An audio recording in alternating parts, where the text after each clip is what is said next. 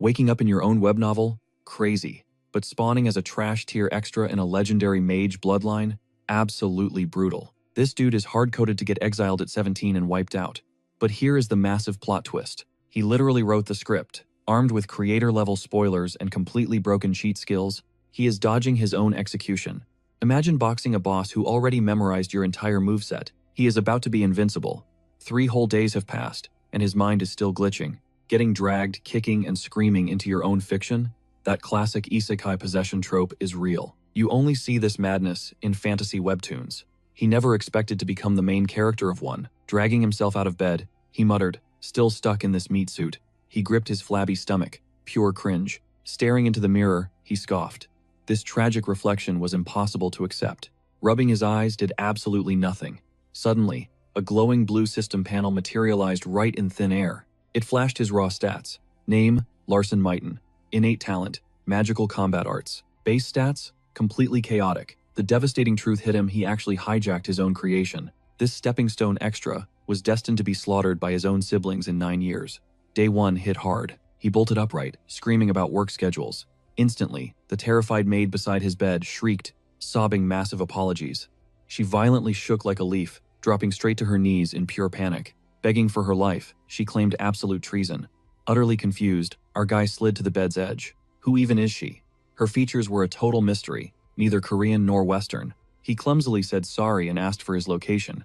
The poor girl just slammed her forehead into the floor, wailing about, disturbing his slumber. She desperately prayed he wouldn't chop her head off. Have mercy. Completely baffled, he panicked, asking if she was hurt, and extended a helping hand. She shrieked like he held a blade. He merely stepped forward, but her soul left her body. She instantly blacked out. That was day 1.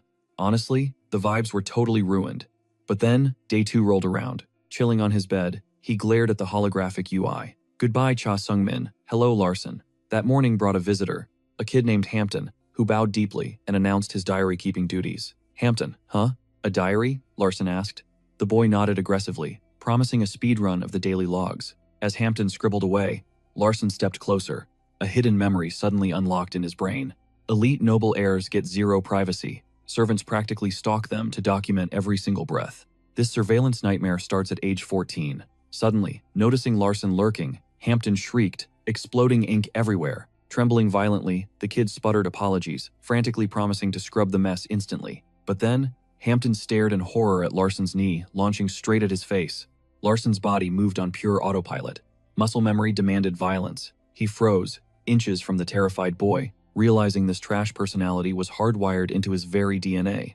As day 2 wrapped up, Larson's dark history began flooding his mind. A flashback hit hard back at age 4. This menace used a wooden toy to absolutely obliterate his own servants. Hampton was one of those victims. By age 5, the kid discovered his bastard origins. He threw a massive tantrum, screaming about his low-born mother. He was the illegitimate spawn of Lord Decatur and a lowly maid named Soso. Terrified of his father but ruthless to her, he spat right in Soso's face, ordering her to vanish forever. Snapping back to reality, Larson clutched his chest, suffocating under intense secondhand embarrassment. That was at age 7. His only real talent? A genuinely demonic temper. The list of his atrocities was endless. After 7 solid years of acting like a total menace, an absolute disaster struck at age 8. He actually grabbed Rosalind by her collar, wildly swinging a bat and calling her total trash, threatening to end her life. This absolute brat then proudly bragged about jumping Rosalind, the precious 6-year-old heir to an elite martial arts clan. Thanks to that massive screw-up, his terrifying father, Decatur, had to swallow his pride and beg the Grandel Patriarch for mercy. By age 9, Larson was permanently exiled to the desolate Autumn Mansion. Just days before the possession, this lunatic shattered a wooden table with a massive club, screaming like a madman for the chocolates Bearden had bought. What a total nightmare. A chocolate obsession? Larson was just a throwaway name Sungmin typed into his own web novel. Sure, he scripted Larson as pure trash, but he never coded these hyper-realistic, vivid childhood trauma memories. This reality shattered his original draft. He was breathing inside a universe completely off the script. Everything here evolved organically, totally off-page. His brain was now flooded with Larson's pathetic, unfiltered background lore. Day 3. Slumping on his massive bed, our transmigrated author finally swallowed the harsh, undeniable truth. No waking up from this glitch. The denial phase was dead. Absolute survival mode engaged. Larson was just a low-tier villain from the legendary Sade Sword clan in his original draft. Obviously, Zero brain cells went into designing his character model or mapping out his skill tree. He was a pure NPC meant for background filler. Sungmin just slapped a generic martial arts talent tag on him and called it a day. Those basic stats were jotted down purely for filler, completely useless to the actual main storyline. To the readers, this guy was basically a talentless mob. His ultimate destiny? Getting brutally beheaded at 17. Gripping the silk bedsheets, his eyes sparked with desperate resolve. Cheating death just became his absolute main quest. Larson was currently 9. That left exactly 8 years on the ticking clock before his scripted execution. A cold sweat dripped down his face. The real nightmare wasn't just surviving the guillotine, though. Even if he grinded perfectly for 8 years, the true protagonist, Kassen Sade, was an absolute monster, destined to obliterate the Mighten bloodline.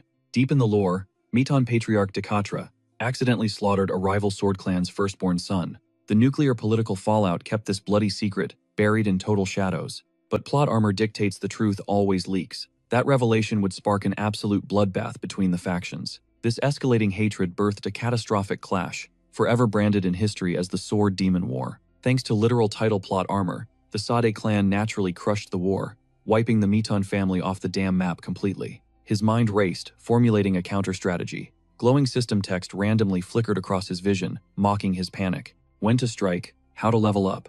Wait a second. He literally built this entire universe. This wasn't some soul-crushing corporate gig back in Korea. He was the absolute god of this dimension. Every hidden artifact, every overpowered buff handed to Kassen, Sungmin personally engineered all those cheat codes. Armed with supreme meta-knowledge, he could snatch all those legendary perks. Fists trembling with hype, he realized he could forge an untouchable empire. Honestly, a single bathroom in this mansion dwarfed his pathetic, cramped studio apartment back on Earth. You only live once, right? Why not abuse his VIP status and drain every ounce of luxury this noble bloodline offered? Throwing a sharp shadowbox punch, he smirked. He possessed untamed martial arts skills that even the original Larson never properly unlocked. Since brawling was his only coded trait, his raw physical potential had to be cracked. Flowing through his veins was the elite Mighten bloodline. Crossing his arms, he smirked. He had literally respawned with a diamond spoon. Riding this wave of absolute delusion and optimism felt incredible. Ignore the trash reputation and that looming decapitation at 17, and this life was a million times better than wage slaving in Korea. He just had to rewrite the script. 8 years to shatter his doomed fate entirely. Suddenly, his eyes snapped to the side, recalling the cryptic system notification from his initial login. The holographic blue text flashed. Character Larson's will awakened. Heaven's Eye activated. His jaw literally dropped. What? That was the absolute god-tier cheat skill exclusive to the protagonist of the Sade clan. Heaven's Eye Online. Why did the protagonist's overpowered skill unlock inside a throwaway villain? Tapping his chin, his brain went into overdrive. If the original text wasn't a glitch, why was this legendary system blessing him? He wasn't the chosen hero. But honestly, who cared about the lore breaking anyway? Snatching this cheat completely shattered the novel's timeline. He possessed the hero's ultimate weapon. His novel was a pure power fantasy, where the protagonist was a munchkin god, capable of obliterating continents. Forget continents. These max-level munchkins possessed the broken scaling to literally shatter universes. But the terrifying catch? That exact divine power was fated to obliterate his new family. Staring wide-eyed at the pulsating aura, he gasped. A glowing ring. The Heaven's Eye was scanning his internal mana flow. One ring meant one magic circle, a literal metaphysical engine pumping pure mana straight through his beating heart. In Sungmin's world, awakening magic rings is the absolute core of true power. Just manifesting the first ring demands brutal training, and that grind costs ridiculous amounts of patience and gold. Did this absolute trash actually grind at an elite academy?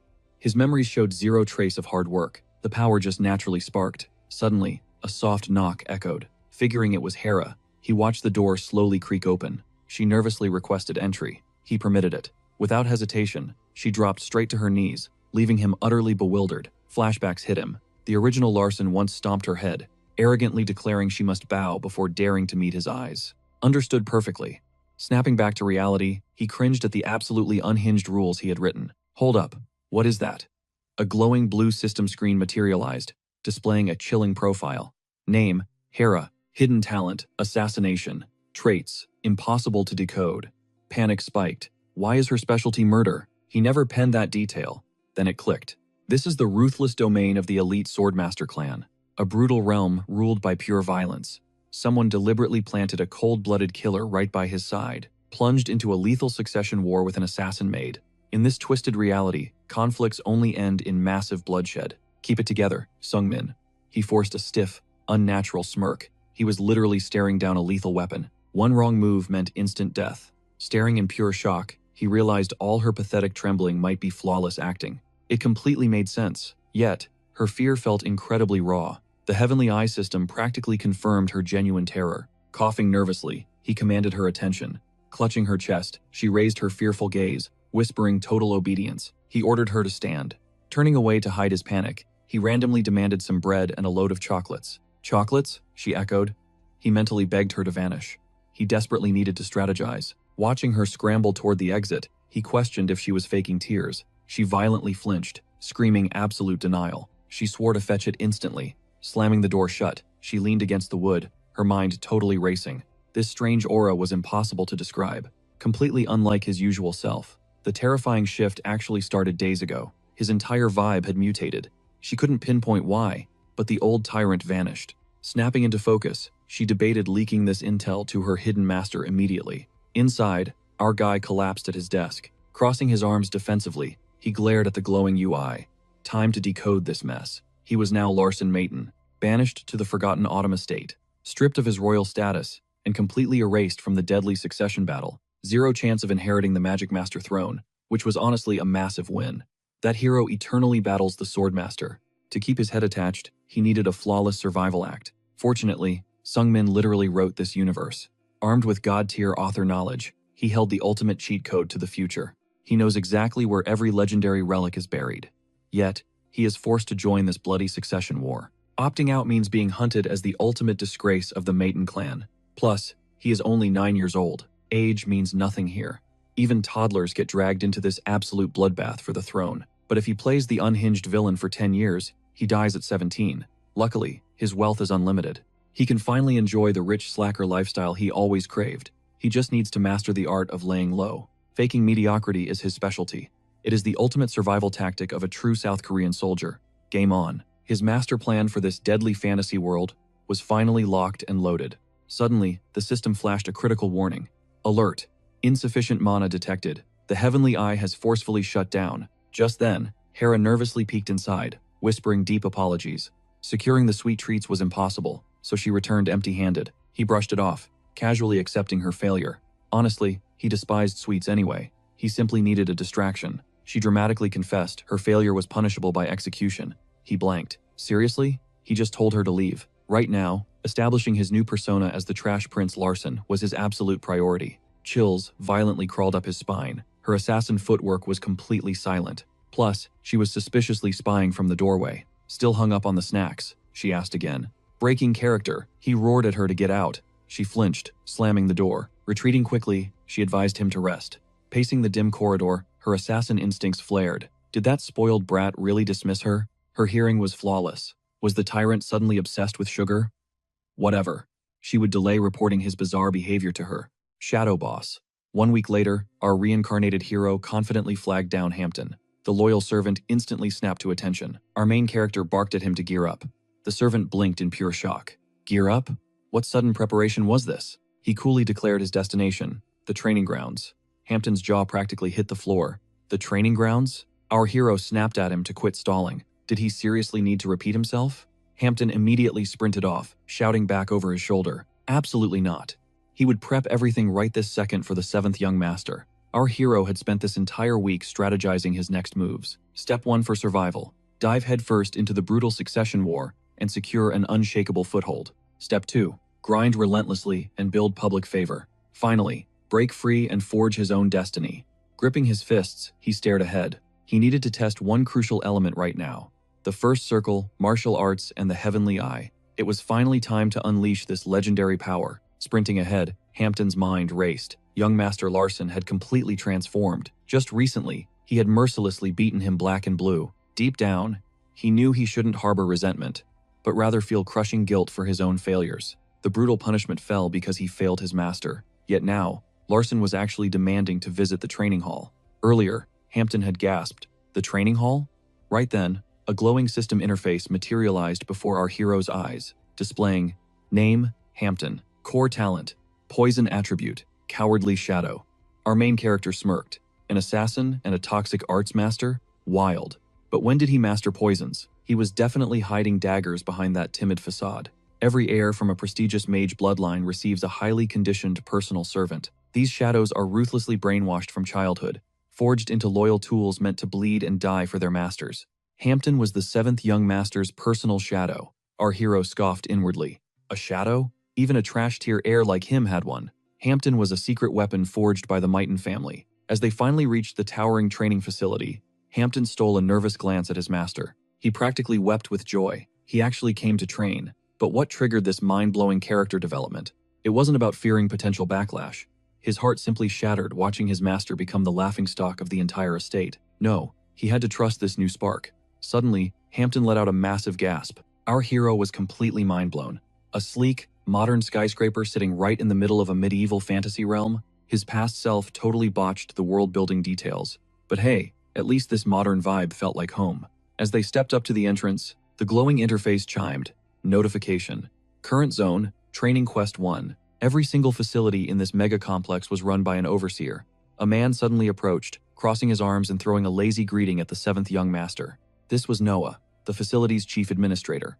Our main character stepped right up to him, casually replying, a pleasure. Noah offered a shallow bow, muttering that the honor was all his while keeping his gaze locked on the floor. Noah secretly ground his teeth in pure rage. This spoiled brat had actually slapped him last year just for a supposedly disrespectful bow. But this clueless trash did not even recognize him, did he? Stepping inside, our hero subtly scanned Noah and smirked inwardly. His heavenly eye was drawing a complete blank. That meant this guy's power level completely dwarfed Larson's. Honestly, a jacked administrator made perfect sense. He needed to play this smart and keep his ego completely in check around him. Closing his eyes, he boldly declared his training began today. What beastly targets were available? Noah blinked, utterly bewildered. Training? Our hero nodded sharply. What level of monsters perfectly matched his current age bracket? Noah repeated the question dumbly. Our main character cut him off instantly. For a 9-year-old, he cursed internally. He obviously knew he was still just a weak kid. Exactly 396 days, 8 hours, and 32 minutes had passed since that infamous slap.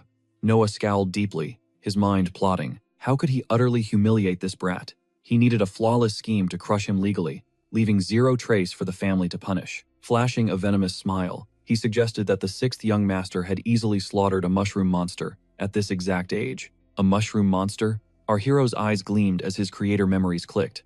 Roughly 50 centimeters tall, basically a giant walking fungus. It was a pathetic, low-tier mob, native to this region. Planting his hands on his hips, our main character projected pure confidence. Perfect. Noah offered a mocking bow, confirming the request. He would immediately prep the combat zone deep within the mushroom forest. Our hero smirked, ready to face the music. The shady administrator noted that the stage would be set in exactly 3 minutes. As Noah strutted away, our main character squinted. Why did that guy look so ridiculously thrilled? Shutting his eyes, he mentally calculated the odds. A basic mushroom monster was practically a tutorial-level mob. If the underdeveloped 6th young master could obliterate one at age 9, this should be an absolute cakewalk for him. 3 minutes on the clock. Focus. A sudden, electrifying pulse surged from a mysterious mana ring, wrapped tightly around his heart. Raw aura violently swirled around his body. His true talent lay in magical combat arts, and the arcane knowledge was already flowing through him. The legendary bloodline of a supreme mage family burned fiercely within his veins. Moments later, Noah reappeared with a chilling, overly sweet wave. Perfect. Time to move, he smirked. Stepping forward, our hero confidently entered the sprawling training arena. A glowing system interface materialized, flashing a notification and his exact coordinates. Instantly, a magical mushroom forest completely sprouted around him. The administrator vanished into thin air, dropping a sarcastic wish for good luck. Suddenly, our boy blinked in sheer disbelief, noticing a massive shadow. Was this the target? Suddenly, a colossal fungal beast reared up, exposing razor-sharp teeth. Noah's voice echoed loudly.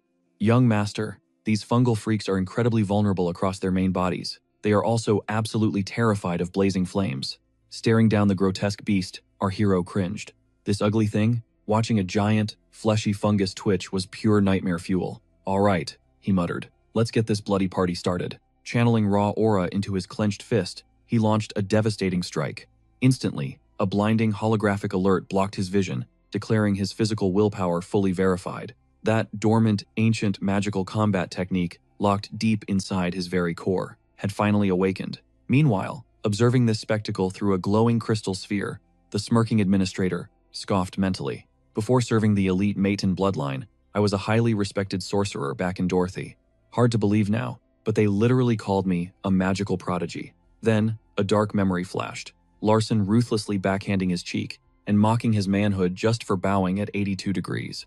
Biting his trembling lip until it bled, Noah deeply seethed over that absolute disrespect. 82 instead of a perfect 90. He swore brutal vengeance for that slight. This fungal beast wasn't normal. Noah had secretly buffed it to its absolute maximum power cap. The grotesque creature lunged forward. Noah gloated, knowing the boy's basic combat magic was literally considered the weakest trash in their family tier list. An unranked, elementless strike couldn't even scratch this mutated monster. Our hero braced his stance for impact. Watching intently, Noah grinned like an absolute maniac. Finally, sweet payback time. Die, you brat. Defying expectations, the hero dashed forward, winding up a terrifyingly fast punch, and slammed his fist down, absolutely obliterating the beast into dust. Noah's jaw dropped to the floor. One single hit, landing gracefully, our hero brushed off his shoulders. Well, that was a joke. A flashing neon alert suddenly popped up. Warning. Newly awakened combat martial art registered at novice tier. By unleashing this totally enlightened fighting style, the chaos of battle suddenly felt predictable. His beginner-level aura technique was now fully unsealed. Adrenaline surged, his heartbeat echoing like heavy war drums. The interface chimed again, confirming his foundational aura skill. Gravity manipulation successfully burned into your monocore, sizzling blue energy wrapped around his physique. Whoa, what is this insane buff? Noah hyperventilated in total disbelief. How is this possible? Was that raw, unfiltered combat aura? That specific discipline combines spells with devastating physical trauma. Fungal beasts absorb kinetic impact, yet he vaporized it so easily. This is a glitch. Swallowing his pride, he broadcasted, "Young master, these creatures seem way too fragile for beginner drills." Our boy scoffed, rolling his eyes. Yeah, no kidding. Sweating profusely, Noah desperately questioned what kind of hellish training the kid endured recently. Dabbing his greasy forehead with a silk handkerchief, Noah cleared his throat. I am significantly cranking up the overall threat level. Wait, exactly how much harder? The hero shouted. A massive spike would be extremely fatal. His mana reserves were practically running empty. Deploying a crimson fungus, Noah smirked maliciously. Way faster and infinitely deadlier. And here is the true kicker. Fail to exterminate it instantly, and it endlessly clones itself. Noah mentally checked his blinding rage. He desperately needed to gather actual combat data for his report. Don't panic. I will abort the simulation if you face lethal danger. Our hero narrowed his piercing eyes. A crimson variant? He definitely didn't remember designing a mob like this. It had to be some hidden boss from the original storyline. Clenching his fists, he smirked confidently. Bring it on. Right on cue, Noah announced. Incoming hostile detected. A grotesque, blood-red monstrosity warped directly into the arena. Sizing up his brand new opponent, our boy scoffed silently. Is a simple palette swap really supposed to scare me? But a microsecond later, his combat instincts absolutely screamed danger. A razor-sharp spore missile violently grazed his cheek, detonating like C4. He immediately combat rolled out of the explosive blast radius, sliding through the thick gravel. Locking eyes with the beast, he analyzed its stats. Insane speed and raw power, but zero technique. In a blinding flash, the monster teleported into his blind spot.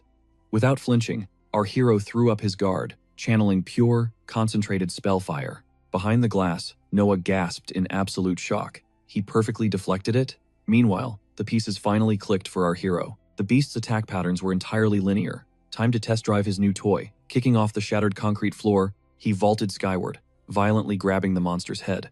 Foundation aura, gravity manipulation. He funneled everything into a singular, devastating counterpunch, but a glaring red error flashed. Insufficient mana. Damn it, I'm completely tapped out, he fiercely cursed internally. He desperately shoved the beast away, his mind racing. Suddenly, the universe glitched. It genuinely felt like time just stood perfectly still. Regardless, that crazy gamble secured his absolute victory. Suddenly, a glowing system prompt flashed right before his eyes, flashing a massive warning. He had completely drained his monocore to zero for the very first time. Because his energy was totally depleted, his divine eye shut down completely. Whatever, he would fix it after recovering. Meanwhile, Hampton slammed his drink down on the admin desk, completely mind-blown by the absolute spectacle he just witnessed. Was this kid secretly grinding all along? Right then, Noah locked eyes with him, asking if the 7th Sword Master's 10-year milestone had passed. Next year, he replied, his face twisting as he aggressively gritted his teeth. wondering how the heck this kid was incredibly overpowered before even turning 10. Moments later, our main character finally emerged, and Hampton stared at him in absolute awe.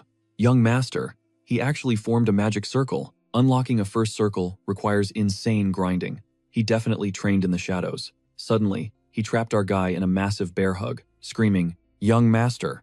Our main character instantly panicked, realizing he totally messed up. He literally knew nothing about this fantasy world's logic yet. Shoving Hampton's sweaty face away, he mentally cursed. Being a massive show-off right now would bring way too much heat. He desperately needed a distraction. Instantly, he dramatically collapsed to the floor, making the entire crowd scream in absolute panic. "Young master!" Noah immediately whipped around, barking frantically at Hampton to drag a healer over here right now. Sprinting away like his life depended on it, Hampton hollered back from the second floor, "You got it, boss." Meanwhile, our boy faking his knockout on the floor internally sweat dropped. Was my acting really that intense to need a medic? Honestly, a basic health potion from upstairs would totally work. Cut to the clinic, where the doctor was literally snoozing on the job. Hampton violently burst in, roaring, "Doctor!" The poor guy jolted awake, absolutely terrified out of his mind. "What the heck happened?" he yelled. "The 7th young master is critically injured," the medic deadpanned. "Is that really an emergency?" "Wait, the 7th kid? Not the 6th? Hampton frantically nodded. "Yes, number 7. The doctor blinked in pure confusion. "Wait, aren't you the 6th master's lackey?" Hampton fiercely corrected him. "He exclusively served the 7th master now." The annoyed doctor just sighed, telling him to hold his horses. So the notoriously useless 7th kid actually showed up. Why? Hampton proudly declared that his boss totally wrecked a basic mushroom mob, but took massive damage from a red variant. The doctor's jaw dropped. "Bro, what? How?" Slamming both hands onto the counter, Hampton smugly smirked. He used actual combat magic. Flash forward. Our guy was chilling on a bed. The skeptical healer approached, internally scheming. If this kid suffered magical backlash, treating him as way above my pay grade. Whatever, I will just fake a quick healing attempt. Actually, I will put on a theatrical show, then dump this case onto an elite wizard. The main estate had way better spellcasters anyway. Let those big shots handle this fallout. Smirking inwardly, he dramatically channeled a fake swirl of mana in his palms. Absolutely zero reaction from the boy's body. He scoffed mentally. Duh, completely useless. Yep, this basic magic is totally useless as usual. Time to wrap up this circus and ship him off. Suddenly, our hero weakly lifted a shaking hand, and the fake doctor gasped. "Young master, did my healing power actually level up?" "Nah, literally impossible. This loser probably just recovered on his own." Breaking the silence, our hero locked eyes with the stunned fraud and genuinely thanked him. Everyone basically short-circuited. Say what? He doubled down on his gratitude, leaving the entire staff staring at him in absolute shock. Moments later, a heavily panting Hera busted in, clutching a small stash of premium chocolate bars. She proudly announced she scored the ultra-rare Verdun sweets. Looking completely defeated, she apologized for only snagging 2 pieces, when his order was 3. Frantically bowing, she swore to hunt down more. Waving it off, he casually told her to just relax, drop the loot on the table, and bounce. Her eyes went wide with sheer disbelief as she sputtered, "Wait, what?" Our guy was maxing out on the hospital bed, arms crossed behind his head. Internally, he noticed her pale face. This deadly assassin desperately needed some sleep. Provoking a secret killer right now was basically suicide. Playing the arrogant noble card, he groaned about his post-workout fatigue, ordering her to scram. Biting her lip, she nodded obediently. "Please rest well, young master." Sometime later, Hera stormed into the kitchen, practically screaming, "Are you dead serious? That lazy punk actually hit the gym?" Hampton, washing some dishes, deadpanned that he was not capping. "That spoiled brat? Grinding levels?" she shrieked. "You have got to be kidding me." Meanwhile, back upstairs, our boy cautiously nibbled the dark chocolate. He usually hated sugary garbage, but this legendary snack hit totally differently. The rich cocoa instantly dissolved. That sugar rush aggressively morphed into a blazing, comforting heat, making him feel exactly like he was completely wrapped in a scorching aura. "Hold up, is this an actual buff?" Firing up his divine eye instantly, he scanned his own vitals. Holy crap, the magic properties of this dessert are literally surging through every single vein. The system literally confirmed a sweet mana boost. He thought, that crazy idiot, is this insane sugar hack why he possessed so much raw magic? Suddenly, a glowing system prompt materialized. It revealed he had uncovered a shattered fragment of the hidden truth. Bolting upright, he felt his destiny shifting as scattered puzzle pieces finally clicked. Who knew ordinary chocolate contained raw mana? He pondered his mana absorption. Regular spellcasters practically killed themselves trekking to distant, energy-rich zones. They suffered pure agony, extracting single drops of power. Yet, his body possessed a hidden cheat, completely absent from the original novel. No wonder the system labeled it an incomplete truth. He got infinite free mana, and the only penalty was gaining a few extra pounds. Wait a second. This sensation felt insanely familiar. He frantically dug through his past memories. Flashing back to his brutal monster fight, a blue screen suddenly popped up. Notification. Slow flow attribute fully engaged. Slow flow? What the heck was that? Suddenly, a sharp knock shattered the room's absolute silence. He groaned that he didn't need anything else. Hera. But the maid nervously whispered, "Young master, you have an unexpected visitor." He ordered the guest to scram. Right then, Carlton kicked the door open, sneering about his utter lack of respect. Smirking wickedly, Carlton snapped, "Your superior brother graces you with his presence, and you remain seated? Where are your damn manners? Want to eat bird crap again? Trash?" As the sixth young master swaggered forward, our hero clenched his jaw. This was Carlton, the exact bastard who previously terrorized his very soul. Forcing a fake bow, he gritted out, "You needed something, older brother?" Jamming his magic staff forward, Carlton scoffed. "This is exactly why you're absolute garbage. Your pathetic brain processes things far too slowly. So, what the hell are you waiting for?" Our protagonist blinked in genuine confusion. "What?" Immediately, Carlton violently swung his heavy staff. "Get on your knees and crawl like the insect you are." Right as he roared, a transparent blue window sparked to life. System alert. Latent attribute unsealed. Slow flow, automatically engaging. That exact same chilling sensation washed over his body again. Just like his bloody clash with the red mushroom beast. He desperately needed a strategy to dodge this arrogant jerk's incoming strike. Actually, this was the perfect dummy to test his awakened powers. Thrusting his bare hand forward, he effortlessly parried the magical staff. He casually swatted the weapon aside. Carlton's eyes bugged out in pure shock. What just happened? He immediately shrieked in absolute fury. "What kind of trick was that, you filthy trash?" Our boy coolly replied, "Just basic self-defense." Carlton's face twisted, demanding he repeat himself. "Repeat what exactly? Say that ridiculous garbage to my face again, loser." The main character just smirked, calling it pure nonsense. Carlton froze, utterly baffled. He actually talked back? His entire body vibrated with volcanic rage before he screeched, "You suicidal idiot!" Violent blue mana violently swirled around his brother, as he promised absolute murder. Instantly, our hero dropped into a flawless combat stance. He sensed pulsating mana rings forming around Carlton's frantic heart. It was time to completely exploit this massive magical blind spot. Channeling explosive magic, Carlton unleashed a lethal swipe, roaring for his little brother's death. Boom! Another crucial system prompt instantly flashed. Target scanned. Name, Carlton. Core affinity, water magic. Key trait, pathetic hothead. Scanning the tactical data, our boy's eyes dangerously narrowed. Water? Unstable aquatic rings were rapidly manifesting around his target's skull and core. Letting him complete this deadly spell sequence would be disastrous. Carlton launched his devastating magical blast, only to gasp, "What the hell?" Moving like a ghost, our hero instantly materialized behind him. He delivered a brutal chop, immediately following up with a gut-wrenching abdominal strike. Instantly, Carlton violently hacked up a thick puddle of dark blood. He collapsed onto one knee, gasping for air in pure agony. Staring at the crimson mess, our hero frowned. "Blood already? My aura control is still too sloppy." Panicking outwardly, he desperately screamed for Hampton to fetch a healer. His sharp mind raced. Did hitting him forcefully detonate the unstable water mana right inside his own internal pathways? Seconds later, Hampton burst through the doorway. "Young master, what on earth happened here?" The main character loudly ordered him. "Get a damn medic in here right now." The servant immediately bolted. Meanwhile, our hero coldly stared down at his shattered older sibling. Yeah, he definitely used way too much force, but honestly, he just discovered the absolute perfect counterattack to instantly shatter arrogant spellcasters. A wicked smirk crossed his face. His basic survival goal was reaching age 17. Honestly, he was already leveling up way faster than expected. The very next morning, Hera shrieked in absolute disbelief. How did that useless loser defeat the sixth young master? This makes zero logical sense. Chilling on the sofa, Hampton casually replied, "No kidding, it sounds impossible, but I literally witnessed the absolute carnage with my own two eyes." Yet, he kept the real details completely hidden. "Hey sis, why can't you drop the innocent act?" She glared, questioning his bold words. "Wait, are you actually going to expose me as a secret shadow assassin?" Startled by her bluntness, he watched her gracefully take a seat. Dismissively waving her hand, she scoffed. "Literally everyone, except that clueless idiot, knows our secret." Hampton smirked, pointing out she was far from a normal housekeeper. "Your footsteps make zero sound, and your movements are completely flawless." Locking eyes, she coldly confirmed his exact suspicions. Again, literally everyone knows my true identity except that lazy trash bag. Hampton leaned forward. Sis, do you honestly still believe he's completely useless? Taking a slow sip of her drink, she ordered him to spill the tea. Hampton grinned.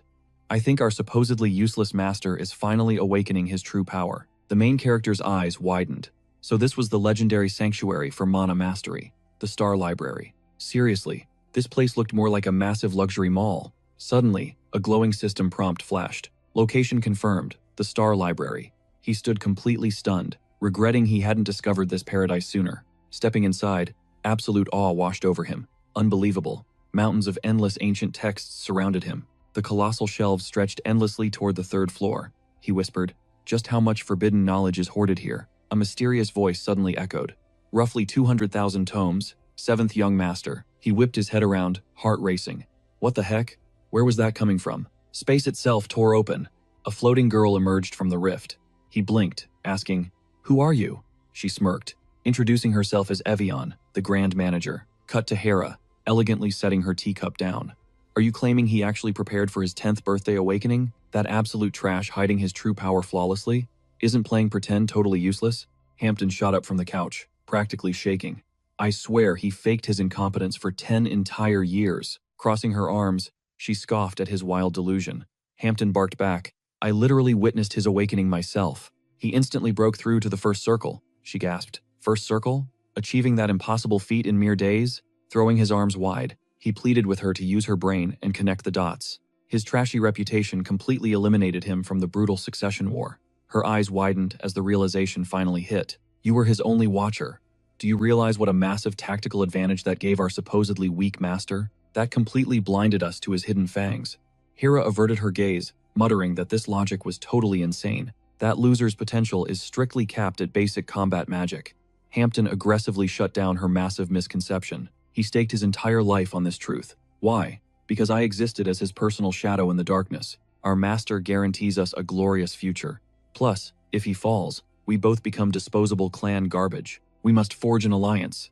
Cutting off his desperate plea, Hera abruptly stood tall and declared her terms. If he actually visits the Grand Library, I'll reconsider. He blinked. Come again? She smirked, dropping some heavy clan lore. Every Mighton bloodline heir must dominate the library's ancient texts to survive the upcoming bloody succession war. That's where true masterminds evolve. Meanwhile, our hero stared intensely at the floating girl. Evian? Who the heck? That name definitely wasn't in his novel memory. A glitching system window popped up, revealing her true identity. Wait, Larvian? Lifting her elegant dress, she bowed gracefully. An absolute honor to finally cross paths. 7th young master. Holy crap. Finding her hiding here was an insane plot twist. She never even interacted with the original protagonist, Kassan. She was an absolute monster of a mage who violently hijacked multiple major future timelines. Just recently, elite knights charged blindly, screaming to execute the witch. He swallowed hard at the terrifying memory. She single-handedly slaughtered the tyrannical Lord of Revadon and entirely obliterated his elite strike force. Unleashing an apocalyptic wave of absolute zero aura, she flash-froze his entire fortress. History would literally brand her a walking calamity. She'll trigger the devastating Northern Sea War. This internationally wanted criminal is casually managing the prestigious Mighton Library. That perfectly explains her flawless disguise. The legendary Mighton Sanctuary is practically hallowed ground for Supreme Aura users. Since it hoards original, world-class magical grimoires, every single librarian is secretly an overpowered, high-ranking spellcaster. They hold absolute authority over these sacred texts. But out of all the hidden masters lurking around, why her? Why is the terrifying Ice Witch, who flash freezes victims with a single glare, serving him? She politely directed him to a second-floor VIP table. Sweating bullets, he awkwardly stuttered his agreement. I shall prepare tea, she offered smoothly. What is your preference, my lord? Perhaps some dark black tea? Forcing a fake smile, he screamed internally. He absolutely despised it. Yes, black tea sounds totally perfect. Instantly, she vanished into thin air, promising immediate service. He stared blankly ahead, totally paralyzed. This fantasy world is a literal death trap. The irony hit hard, surviving an S-rank witch on his first library trip. If the original trash master stepped in here, he'd be ice sculptures by now. Minutes later, our hero sat rigidly, a steaming teacup resting before him. The disguised witch gently asked about his ultimate study goals. He swallowed, replying, he desperately needed a Monocore Awakening manual. She tilted her head. questioning which specific tier he desired. The absolute lowest. Absolute basics, he admitted. She frowned. A useless starter text for someone possessing the legendary Mighten bloodline? Watch your step before taking the leap, he warned with a sly smirk. Leap? She echoed in confusion. Activating her search skill, she muttered. Give me a sec. I'm casting a spell. In a flash, the ancient tome materialized, slamming heavily onto the desk. Got it. You are officially dismissed, he nodded. Fading into the shadow, she wished him luck. Flipping the heavy cover, he pondered. Mana, the ultimate universal life force flowing through all of nature. To awaken as a true mage, one must gather this aura in their core and forge a mana circle. That demands Largo's 8th theorem mixed with Proto's 7th equation, making the final absolute answer E648. Are they completely serious? This is basic stuff, he scoffed.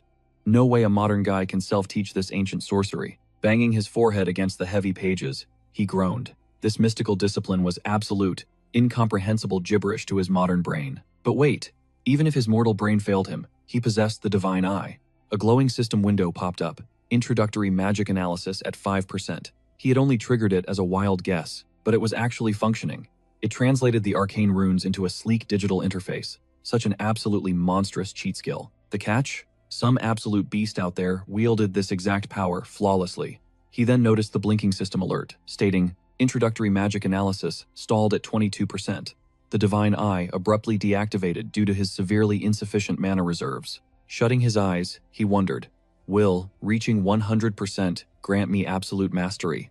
Upgrading his pathetic mana pool was now mission critical. Slamming the tome shut, he decided to call it quits for today. Moments later, his loyal butler Hampton warmly greeted, Welcome home, young master. Nearing the grand estate, the main character nodded in satisfaction. Hampton then dramatically chimed in, Lady Soso traveled here from the Maple Annex. The protagonist froze. Soso? His pupils dilated in sheer, unadulterated disbelief as he locked eyes with his mother. What kind of insane plot twist is this? Why spawn her here now? Sungmin's heart always ached for her, regretting his terrible timing. As a little kid, he had wailed in utter despair. Mom, don't leave me behind, please stay. He had collapsed beside her sterile hospital bed. His beloved mother tragically succumbed to terminal cancer during his fragile childhood. That tragedy made him the perfect target for vicious bullies. One scumbag, after throwing a brutal hook, sneered, just a pathetic, motherless orphan. The sheer audacity of his disrespect. Sungmin's broken soul was tormented by endless trauma ever since. But standing right here, why was she a perfect clone of his mother? Squinting closer, a sudden realization hit him. A blue dot. Instantly, a holographic character status window manifested before him. Name, Soso. Role, Larson's mother. Status, Stage 1 blue dot. Later on, Hera delicately served steaming cups of tea. He sat face to face with Soso. Recalling his past explosive tantrums, guilt washed over him. What the hell was I? Wait, no. I mean, why did the original Larson treat her like garbage? Taking a breath, he murmured, Mother. She flinched, utterly shocked. He awkwardly confessed he had no idea how to begin. Watching from the shadows, the maid speculated, perhaps our 7th master isn't absolute trash, but is instead faking his incompetence to survive the brutal succession war. Simply observing from the sidelines is no longer an option. Breaking the heavy silence, our hero stared at the floor and whispered a deeply genuine apology for his toxic past behavior. Soso stared at him, absolutely stunned, as he softly continued, I don't expect you to forgive my sudden change, but my mind is finally clear. I was acting like a total monster back then. Trembling slightly, she lifted her teacup. Is that true? He poured his heart out, desperately repenting for his past sins.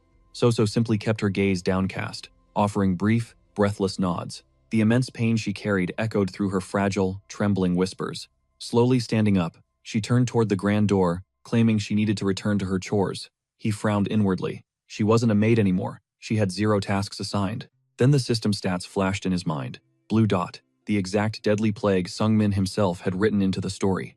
A terrifying, terminal curse that branded the victim's chest with 3 glowing azure marks. Its origins remain a total mystery, and no cure exists. Once the 3rd dot manifests, your fate is completely sealed. Thank the gods she is only at stage 1. Slipping out of the room, Soso gently clicked the heavy door shut and collapsed against the wall.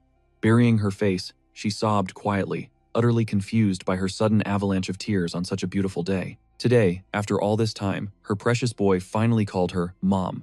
Before leaving, the main character had gently asked, Mom, if possible, could we hang out for an hour daily? I'll brew some Chalupa Mountain Caratina tea and we can share it. I'd love that, she had stammered. Gazing out the grand window, our hero's eyes sharpened. Chalupa Mountain Karatina tea. It's an insanely rare black market item, but brewing it straight for 30 days is the ultimate antidote for the blue dot. Despite her past scandals and raising a villainous son, she never gave up on Larson.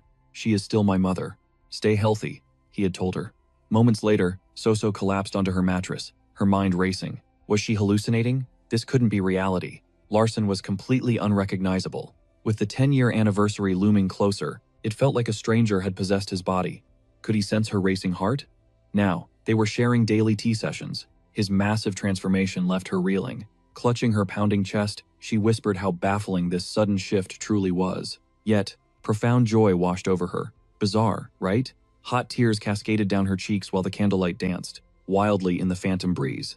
Cut to our main character, summoning Hyra. "Command me, my lord," she replied. He announced a top-tier mission. Her eyes widened in shock. A critical task? Had he finally uncovered her secret identity? Was this a deadly loyalty check? Surely he wasn't ordering another bloodbath? Then, with deadpan seriousness, he demanded, "Burdan chocolates." She blinked, totally dumbfounded. He craved the premium batch and ordered her to sweep the entire stock. Seriously, what epic quest was she expecting? "Oh, wait," he casually threw in. A knowing smirk crossed her lips. "Here comes the real mission. Raid the Laudana bakery for extra desserts," he finished. She squeezed her eyes shut, utterly defeated. Fast forward 60 minutes. Our guy smirked, marveling at absolute financial dominance. Gazing at the mountain of sugary loot, his mind calculated the insane cost. 20,000 grains per bar. Back in Korea, that's 200,000 won. He had at least 100 right here. Crossing his arms, he admired the insanely expensive sugar stash. Hyra had dropped 2 million grains in 60 minutes flat. He fully intended to flex this ridiculous wealth and absolute authority in this new world. Devouring the premium treats, he moaned at the god-tier flavor. The math was insane. Top-tier Burdan chocolates drained 300,000 grains, while the absolute cheapest robbed you of 100,000. But the secret lay in the hidden mana density. These legendary desserts were literally pumping pure magical energy into him from the Laudana bakery. There was a secret reason for this. Burdan chocolates. Both items shared one mysterious, overpowered ingredient. Snapping his fingers, he summoned his servant, Hampton, who nervously peeked through the door crack. "Yes, boss?" Our main character immediately ordered him to drag the Laudana baker over. Half an hour passed. The terrified baker trembled in his room, sweating over this sudden summons. Did the master find poison in the pastries?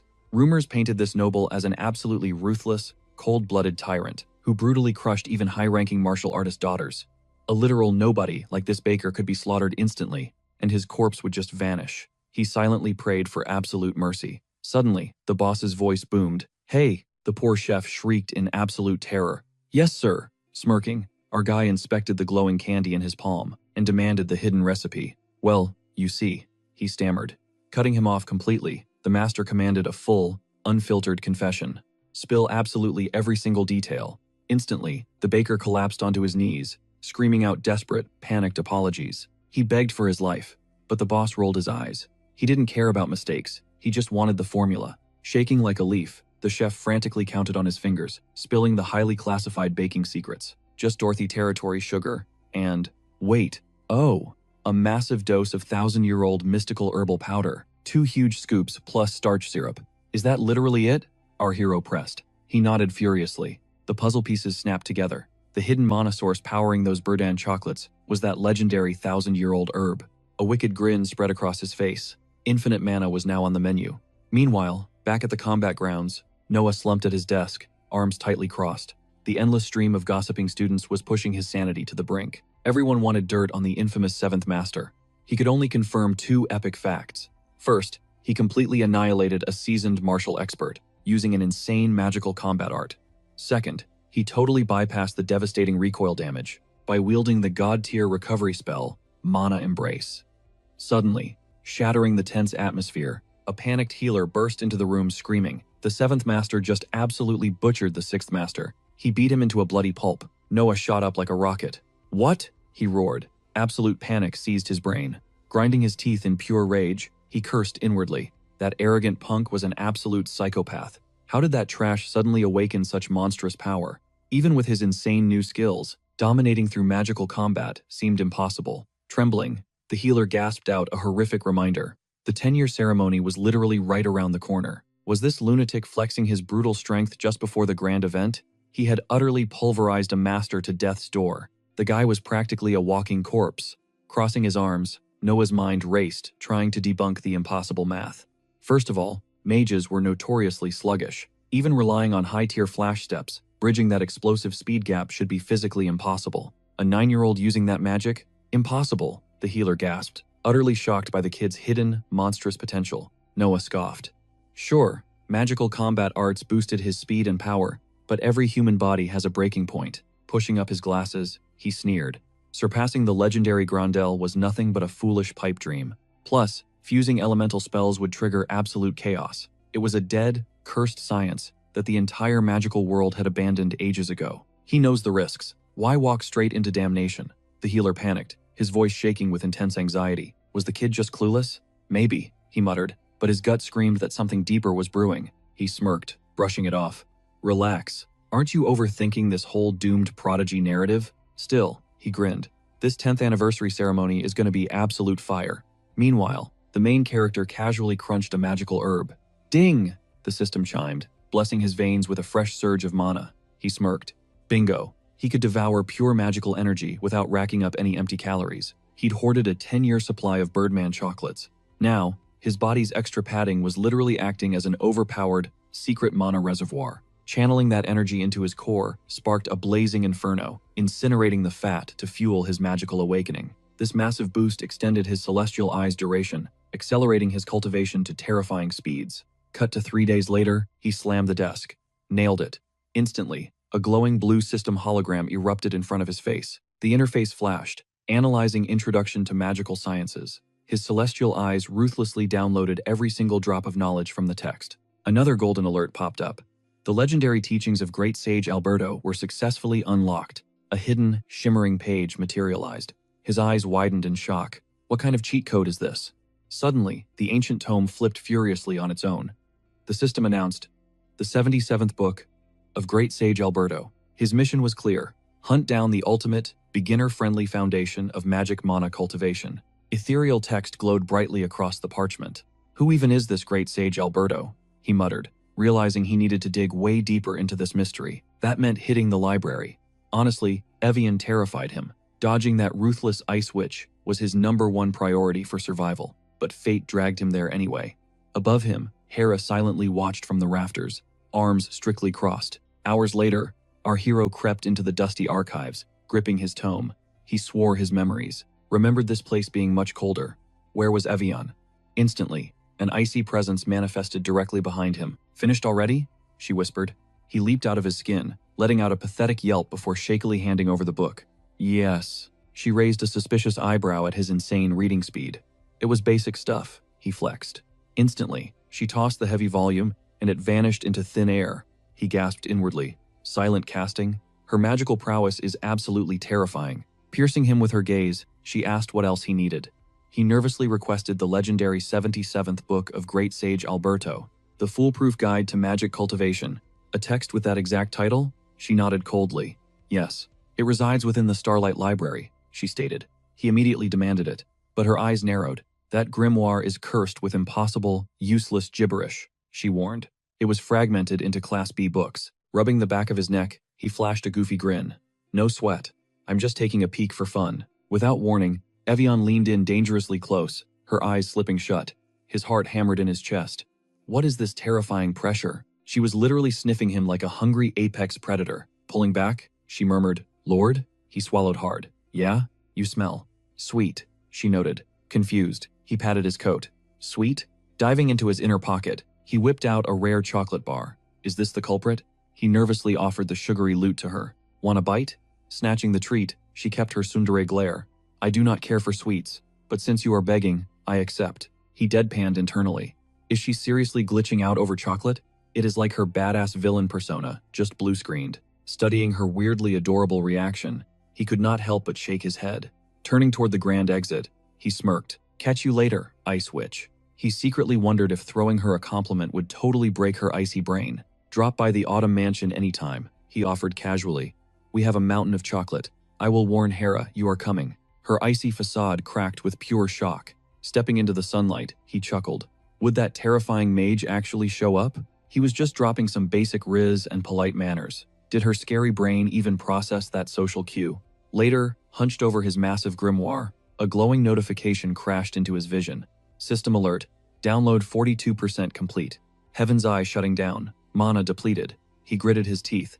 Everything always circled back to the brutal grind of mana cultivation. The great sage Alberto's easy-to-learn guide? Total letdown. Sure, the guy's an absolute legend. He slings top-tier spells like it's nothing. Pretty mind-blowing, right? But to reach that god-tier level, you gotta master the absolute basics first. If only this manual wasn't stuffed with pointless bragging. Suddenly, Hampton's eyes widened. Whoa, he gasped, totally stunned. He and Hera stood frozen, watching our main character sprint his heart out. Hampton smirked, noting the kid's crazy grind set, hitting the annex library, crushing intense workouts.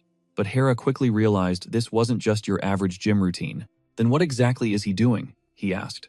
Suddenly, Evian materialized right beside them, her voice cutting through. He is literally melting solidified mana, clumps through pure physical conditioning. They flinched, spinning around as Hera gasped, "Mistress Evian." Hera shivered. She hadn't even sensed her terrifyingly quiet approach. Hampton carefully asked, "What brings you to the Autumn Mansion?" Evian gave a subtle nod, prompting Hampton to offer an official announcement. "No need. Keep it quiet," she dismissed effortlessly. Hampton's mind raced. Why would someone of her caliber visit? As the Grand Librarian, she was undeniably a top-tier magic powerhouse. Was she scouting the kid's potential? Backing a horse in the brutal succession war? Impossible. Librarians are strictly bound to absolute neutrality. Evian's piercing gaze locked onto our hero. It seems the pathetic rumors were entirely wrong. Hera nervously stepped up. "Mistress Evian? What is it?" Evian asked. Hera stammered, explaining the Lord left strict orders to hand over a specific item. With trembling hands, Hera pulled out a simple chocolate bar and offered it up. Hera silently sweated, doubting a cold-blooded elite actually craved sweets, but she wasn't about to question the Lord's bizarre instructions. Evian stared at the treat, her mind calculating the heavy political weight of accepting such a seemingly innocent bribe. Hera held her breath, absolutely terrified that this cheap snack was about to ignite Evian's legendary wrath. Instead, Evian smoothly snatched the chocolate. I suppose I cannot reject his generous hospitality. Everyone else just stood there, completely dumbfounded. Hera's brain short-circuited. What was the Lord's true endgame here? What kind of crazy secret history did these two share? Flash forward 3 days. A glowing blue system window randomly popped into our hero's vision. Notice, he was deep in the zone, meticulously hacking the secrets of the basic mana cultivation manual. His heavenly eyes skill was literally devouring the book's ancient knowledge. Jackpot, he smirked, convinced he'd just completely conquered the foundation. But a split second later, agonizing pain violently spiked, instantly dropping him to his knees. Chaotic, invisible lightning ripped through his entire nervous system. Panic set in. Wait, what is happening?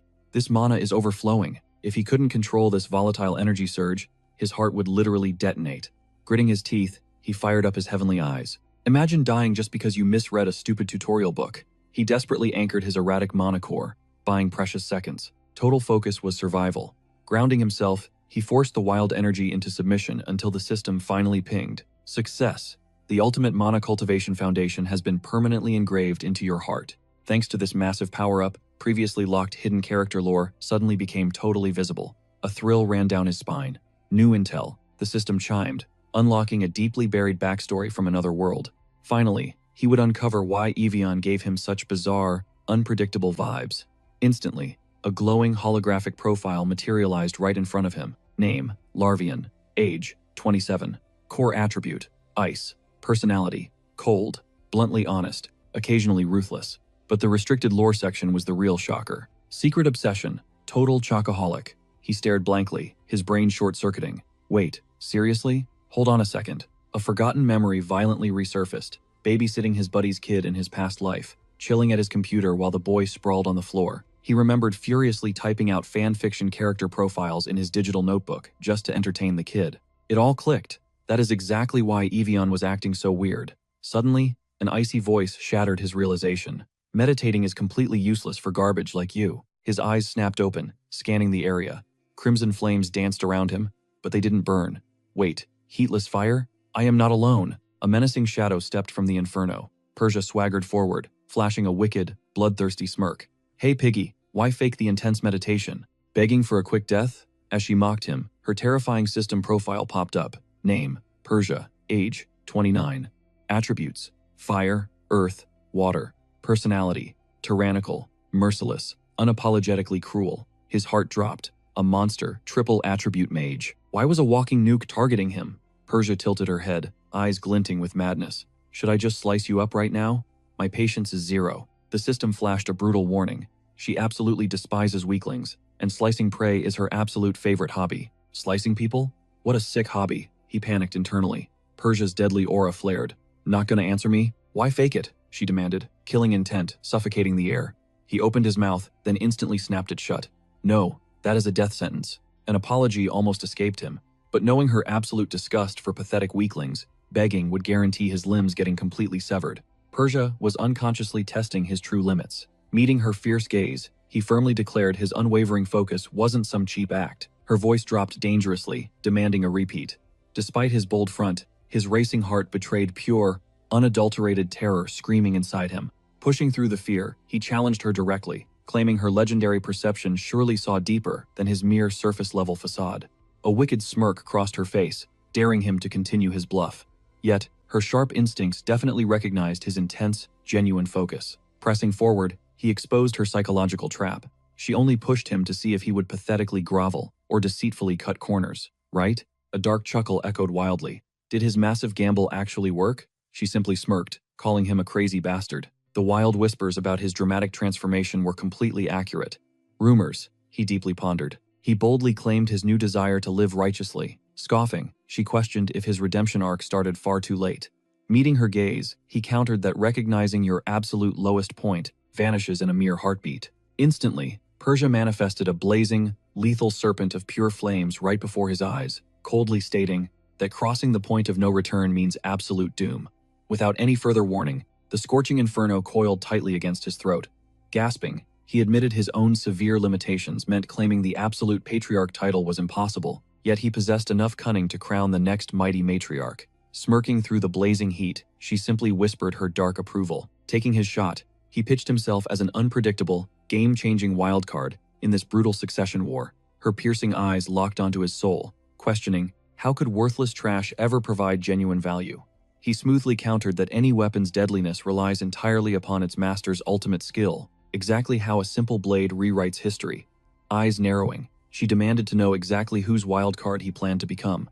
He internally analyzed her trap, debating if she wanted his blind loyalty. Playing defensively, he confessed his ignorance of the family's brutal power dynamics, keeping his ultimate backing regarding the patriarch, or matriarch, completely neutral. Deep down, he remembered the terrifying whispers crowning Yahello, the apocalyptic sorceress, as the future absolute ruler. Dropping a massive bomb, he exposed her hidden terror of their second sister. A suffocating silence immediately consumed the room. Instantly, the blazing serpent unhinged its massive jaws, lunging directly toward his eyes. The suffocating heat skyrocketed to completely unbearable, flesh-melting temperatures. Absolute fiery death felt terrifyingly imminent. Breaking the tension, Persia coldly stated she only entertained his pathetic rambling because of his past innocent charm, yet his current arrogant bluffs severely tested her patience. Holding his ground, he reminded her of her absolute disgust for pathetic liars, emphasizing her undeniable preference for brutal honesty over cowardly, spineless groveling. Moreover, completely erasing his pathetic past, he utterly refused to be remembered as a tragic, defeated weakling.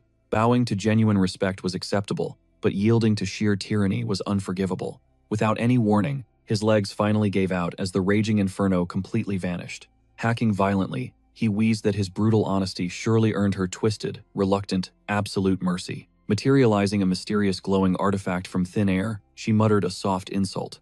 Instantly, she hurled the heavy projectile straight into his battered chest, knocking the air out of him. The devastating impact literally felt like a massive cannonball shattering his fragile ribs. Gazing at the strange orb rolling away, pure confusion struck him. Was that seriously just a normal apple? Did a literal fruit just break his bones? Suddenly, the system interface confirmed his basic combat skill had successfully neutralized her overwhelmingly lethal, high-tier magical assault. The fundamental combat art, Iron Will, permanently branded itself onto his newly awakened mana core. Iron Will, he deeply pondered. Unlocking a legendary martial technique from a mere fruit strike was completely absurd. Meanwhile, Persia confidently shifted her stance, placing a hand on her hip, fiercely ordering him to consume the item. Utterly baffled, he questioned her insane demand. Scoffing, she casually claimed she randomly grabbed it off the dirty path. Exploding into a blinding pillar of flames, she vanished completely. Left alone, he cautiously grabbed the suspicious fruit, deeply questioning his sanity. A shocking realization struck him like absolute lightning. Instantly, a glowing holographic screen directly materialized, flashing a massive, game-changing system alert. Alert. Cardian Mana Elixir. A priceless, incredibly rare legendary treasure brimming with absolute power. His mind totally short-circuited. Securing such a mythical Cardian relic was purely impossible luck. Surviving this insane, deadly encounter was solely a twisted perk of carrying the absolute Maton bloodline. Even Kaysen, the overpowered main character, possesses such a massively bloated skill inventory that housing another legendary Cardian remains completely impossible. Did this incredibly twisted stroke of fate make him vastly superior? Far away, Persia relaxed at her grand desk, questioning if that brat truly controlled the cursed Autumn estate. The vicious rumors dominating the underworld confirmed this terrifying 9-year-old prodigy was completely self-taught. If he brilliantly orchestrated this entire evil mastermind persona flawlessly, his deceptive genius rivals the most venomous serpents. Rhythmically drumming her sharp nails against the polished wood, she coldly calculated her next massive, game-changing move. Securing such a manipulative pawn was absolutely vital for destroying her monstrous second sister. Unlike pathetic weaklings who easily crumble under intense, terrifying pressure, he brilliantly conceals his true potential. Her tapping violently escalated, instantly splintering the solid wood, darkly adding, yet seizing the absolute patriarchal throne remains completely impossible for him. His pathetic power ceiling is glaringly, painfully obvious. The desk suddenly exploded into countless jagged splinters. Standing amidst the wreckage, she smirked, calling him an incredibly resilient, deeply fascinating little punk, though utterly unworthy of the supreme patriarch crown. Summoning Sando, she strictly commanded the relentless amplification of those viciously spreading rumors. Rumors called the youngest brother absolute trash. But to keep him out of enemy hands, she needed him completely isolated from the bloodline. She commanded her shadows to act naturally. Her real focus? Whether that brat actually swallowed the Carthian. Death was not an option for him just yet. She had to monitor him closely, ensuring that artifact did not literally tear his insides apart. Sando smirked, teasing her sudden soft spot. She snapped back instantly. Getting caught assassinating her own flesh and blood would be a massive headache. But if he rejects the gift, well, that is where the real fun begins. Blazing crimson aura instantly erupted around her. She smirked ruthlessly. If that coward refused the ultimate power handed to him, severing his useless limbs would not be a tragedy at all. A glowing blue system window flashed a brutal warning. Overdose guarantees instant death. Absorbing this demonic energy required an absolute powerhouse of a mage backing him. System recommendation? Seek out water, ice, or wind magic. Our main character stared intensely at the artifact, mind racing. What was the lethal limit? And why did that crazy sister hand him this? Was she forging twisted chains of debt? No way. The third sister operated on pure chaos. Dropping this nuke in his lap was probably just a twisted whim to cure her boredom. If he mastered this power and leveled up, he would become her perfect puppet. Would she groom him as a weapon or discard him like trash? But refusing it meant guaranteed dismemberment. He had zero choice. He had to swallow it. Now, he desperately needed an ally. The system interface continued glowing, heavily suggesting water, ice, or wind affinity for survival. Evian, the legendary ice mage. Securing her help seemed perfect, until he realized she might just execute him and steal the loot. Her alibi would be bulletproof. The greedy trash overdosed on the Carthian. I tried healing him, but failed. The ultimate artifact falling into her lap was an absolute nightmare scenario. Speak of the devil, a sudden knock echoed. It is Evian. May I enter? Larson gritted his teeth. Concealment was impossible now. An elite mage like her would instantly detect that suffocating mana leaking from the Carthian. He granted her entry, his mind frantically calculating a completely new survival strategy. Evian, he stated flatly. Faking ignorance was useless. She had clearly spotted it. He played the transparency card, refusing to hide anything. As they took their seats across the heavy oak table, our main character spoke. You already know what this is. The legendary Carthian. Evian offered a chilling nod. Larson locked eyes with her. I want to strike a deal. What kind of dangerous bargain are you proposing? She challenged. He confessed. His current stats were trash. He needed her raw magical output to absorb it. Evian shut him down instantly. As the Grand Librarian, absolute neutrality was her sworn duty. Interfering in this bloody succession war was strictly forbidden, but he smoothly pivoted. This was not about the throne. He framed it purely as a burning desire to ascend as a true disciple of magic. Evian blinked, completely caught off guard. Was this infamous failure actually preaching about the sacred will of magic? He sounded like a prodigy. Clearly, someone was actively destroying his reputation with vicious rumors. Dropping a massive bombshell, Larson swore he had zero interest in becoming the family patriarch. Every Meaton bloodline member bleeds for that throne their entire life, she countered. Unfazed, our protagonist insisted his ambitions transcended their pathetic succession war. He just craved ultimate power. Still, Evian remained an icy wall of neutrality. He begged. Use your own family wizards, she ordered. Larson laughed bitterly. Trust them? His psychopathic siblings had already bought off every single one of those traitors. Bowing his head, he laid his soul bare. His true endgame? Gaining enough power to protect his defenseless mother. Evian widened her icy eyes in shock. A brutal flashback struck her. A heavily armored knight dragging a screaming peasant woman by her hair, ruthlessly making an example out of her for unpaid taxes. A tiny, desperate boy was viciously clawing at the knight, sobbing for his mother to be spared. The enforcer was pure, unadulterated evil. Clicking his tongue in deep annoyance, the tyrant smoothly unsheathed his gleaming blade. A horrified scream ripped through the air, and then, the cold steel violently pierced the stomach of the woman. The little boy unleashed a soul-shattering shriek for his mom. The knight merely scoffed in disgust. Filthy peasant blood staining my boots, he muttered.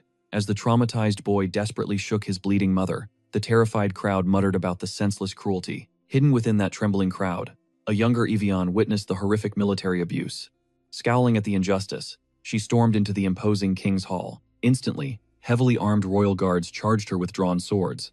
But without flinching, she triggered a massive, glowing energy barrier. Snapping back to reality, she analyzed the 9-year-old Seventh Lord, caged by constant surveillance since birth. His mother was merely a discarded maid from the ruined Soso bloodline, and he was nothing but the pathetic youngest son of a magical dynasty, destined to hide in the shadows forever. His burning vow to protect his mother was incredibly genuine, but brutally impossible in this cutthroat world. The Mighton family was swarming with monstrously overpowered successor candidates. Compared to them, this infamous scoundrel of peasant blood was barely an insect. Achieving his grand fantasy was statistically zero. Yet, there was absolutely nothing wrong with his righteous ambition. Not all dreams exist merely to be conquered. Sometimes, the desperate, unyielding chase itself is what makes a dream truly beautiful, she finally explained. It definitely was not just about the sweets. Our guy beamed at her, waiting, until Evian finally broke the silence. Hovering a frosty apple over his chest, she laid out the plan. Basically, she would ice down the massive energy explosion triggered by consuming the Cardian. Then, she would carefully thaw that power, letting his heart devour it. The catch? He might literally turn into a human popsicle. Freeze solid? Larson blinked in shock. Evian casually mentioned that with pure luck, he might defrost in just 2 short years. Bad luck meant decades trapped in ice. Worst case scenario?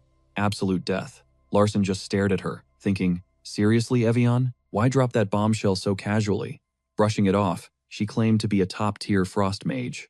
She promised to use every trick to keep him breathing. Our hero debated if surviving this Cardian power surge was worth the pain. Actually, success rates spike massively in these situations, mainly because elite mages like Evian protect their own people, fiercely guard their inner circle. She called it a lethal gamble, but he saw an epic jackpot just waiting to be claimed, with crazy good odds. Besides, legendary gains demand massive risks. He locked in his choice, prompting Evian to add one tiny detail. As an elite spellcaster, her magical services did not come cheap. If he wanted to survive, he needed to pay the toll. Larson blinked. Pay up? Smirking, Evian admitted her price was honestly just a petty formality. The grand total? 24 chocolates. Meanwhile, in another room, Persia demanded answers. Did he actually consume the Cardian? Yes. Librarian Starlight personally backed him up. Persia narrowed her eyes. You mean the Frost Queen, Evian? Sando nodded. Yes. He somehow melted her frozen exterior. Persia manipulated a magical holographic body, demanding to know his method. Bowing, Sando nervously apologized. Evian possessed insane mana detection skills. Sando could not risk getting close enough to spy on the exact details. Persia scowled. Seriously? She refused to believe he carried something capable of swaying that ice witch. That specific Cardian was an ultra-rare tier artifact. Without a Grandmaster-level mage like Evian running interference, that raw energy would have instantly obliterated his mortal body. He must have figured out her true identity as a librarian, right? Sando confirmed the theory. Persia crossed her arms. If they reached an agreement, did he actually survive the absorption process? Sando nodded firmly. He pulled it off, but a bizarre anomaly occurred. Persia leaned in. What anomaly? Sando whispered. His physical stats skyrocketed impossibly fast. Wait, are you serious? Sando confirmed. Yes, it even left the legendary Evian completely speechless. He devoured the icy mana at a terrifying pace. His vitals never even spiked once. Smirking, Persia noted his core was built incredibly tough, expected from the legendary Might and bloodline. So, Sando, what is the exact estimated timeline for total mana integration? Normal humans need 3 entire years, but a prodigy like him should crush it in 12 months, correct? Actually, based on his insane processing rate, Sando estimated a mere 3 weeks. Persia completely froze. Say what now? Cut to our boy thrashing in his room, screaming about nightmares. His entire body felt like a blazing inferno. Hours later, Larson realized his stamina was essentially infinite after sprinting all night. As the morning rooster screamed, he realized this monstrous vitality was too much. Panting heavily, he felt raw mana boiling inside his core, threatening to violently erupt at any second. Desperate to burn off energy, he roared for Hampton. The sleepy servant rubbed his eyes. Yes, young boss? Larson ordered an immediate trip to the estate waterfall. Standing beneath the roaring torrent, he aggressively shoved his bare hands into the crushing current. Perfect, he thought. Fighting this water pressure drained way more stamina than jogging. Spinning around, he commanded, Hampton, fetch me some heavy lead gear. Slapping on 10 kilograms, a glowing system prompt suddenly appeared. The basic tier physical enhancement skill, Iron Will, was now shielding his frame. System alert. Basic magical combat technique, Iron Will, has initiated leveling. Boom. Basic Iron Will successfully evolved into the advanced Iron Will tier. His defensive stats immediately received a massive cosmic boost. Another notification flashed. Basic use of weight upgraded to skillful use of weight. Instantly, Larson felt like he was floating on pure air. Time to double up. He ordered 20 kilograms. Hampton practically choked in horror. Just 7 days later, our absolute madman demanded 30 kilograms. Fast forward another week, and he casually asked for a crushing 50 kilograms. Hampton panicked, begging his boss, look, your hardcore dedication is epic, but pushing this hard will literally snap your bones. Brushing him off, Larson grinned. I am completely fine. Honestly, he felt like a literal god of energy, completely unbothered by his massive lack of sleep. Cutting back to the spies, Sando reported that his terrifying body had already fully digested the Cardian energy. His physical vessel is an absolute monster. Persia raised an intrigued eyebrow. Really now? Sando explained. This crazy kid scales the roaring estate waterfall daily, using 0 equipment. Flipping a page, Persia paused. Wait, without channeling any spells? Sando nodded. He is purely grinding physical combat arts. Snapping her ancient tome shut, Persia scoffed. Martial techniques level up fast early on, but they hit a brutal progression wall insanely quick. She smirked, betting that harsh reality check would hit our hero like a freight train. Sando insisted. He literally scaled it, hauling a 50-kilogram weight. Persia scoffed. Wait, not 5? Sando nodded grimly. He conquered that 30-meter waterfall in under 5 minutes. Persia threw her head back, cackling wildly. She smirked, praising his boundless energy. But what is his lifespan? Sando panicked. Without intervention, he drops dead in 3 months. Unstable mana floods his entire system.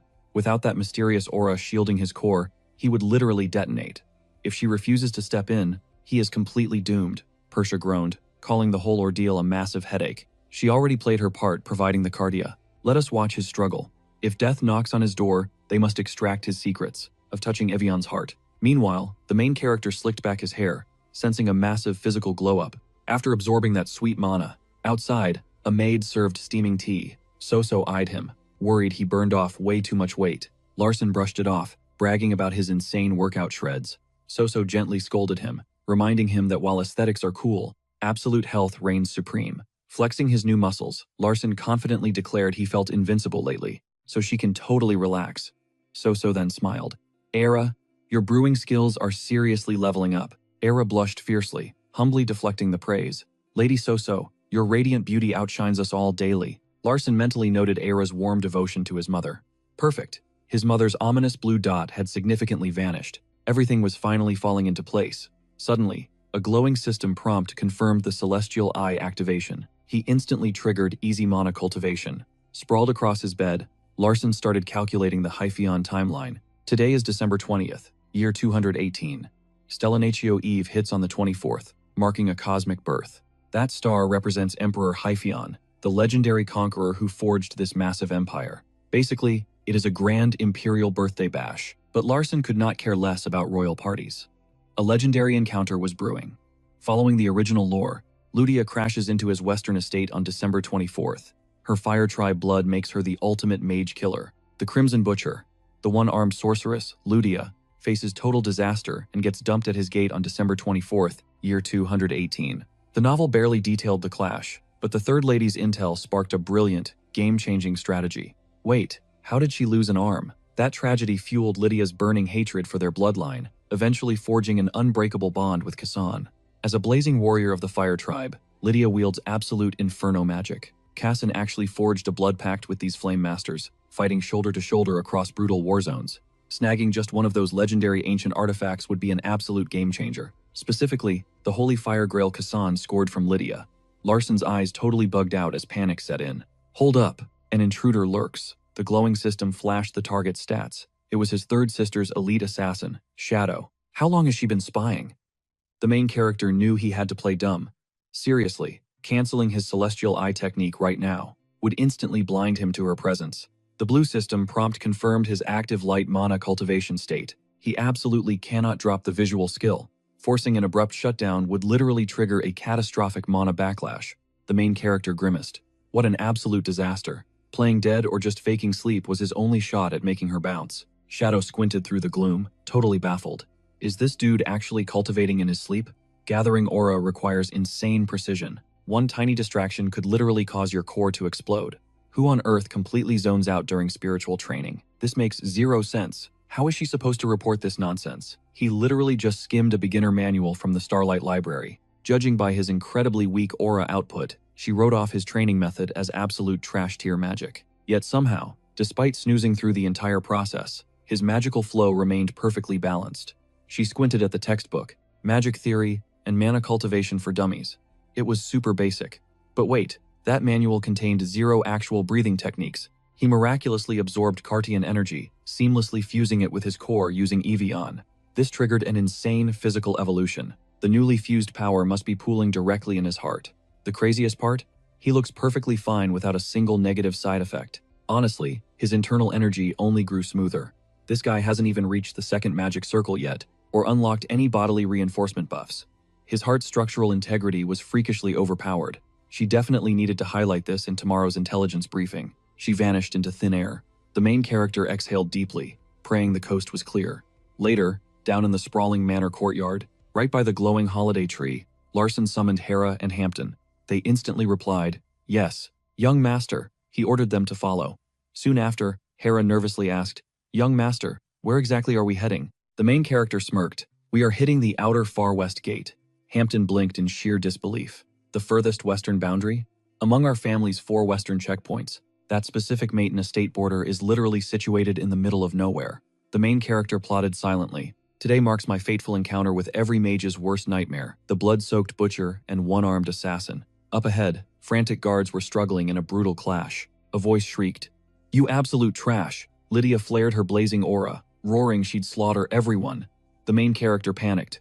Wait, did I arrive too late? Earlier, when discussing the western boundary, Hampton had cautiously asked, were they planning to raid the 6th young master's compound en route? Because he brought an insane stockpile of neurotoxins. The main character flatly refused. Shooting Hampton a side-eye, he smirked. "Are you disappointed?" Hampton shrieked in absolute terror. "Yes, obviously. Wait, no, absolutely not. I am totally fine." Snapping back to reality, a terrifying screech suddenly shattered the air. "Worthless fools." The terrified captain commanded his unit to block her path. Lydia promised absolute carnage. Suddenly, a glowing blue status screen popped up. Core affinity, inferno magic. Traits, brutally straightforward, fiercely loyal, and fiercely protective of her dad. Larsen swallowed hard.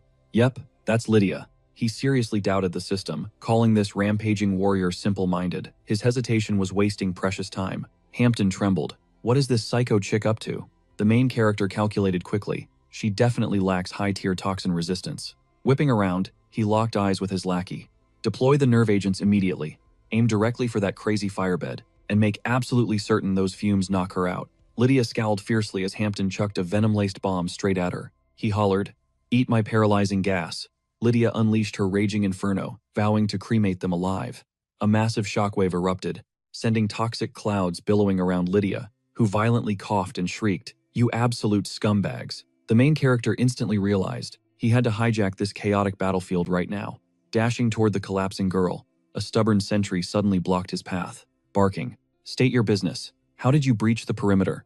Identify yourselves instantly." Larsen furrowed his brow, shooting back, "I literally live here. How are these clueless NPCs guarding our borders?"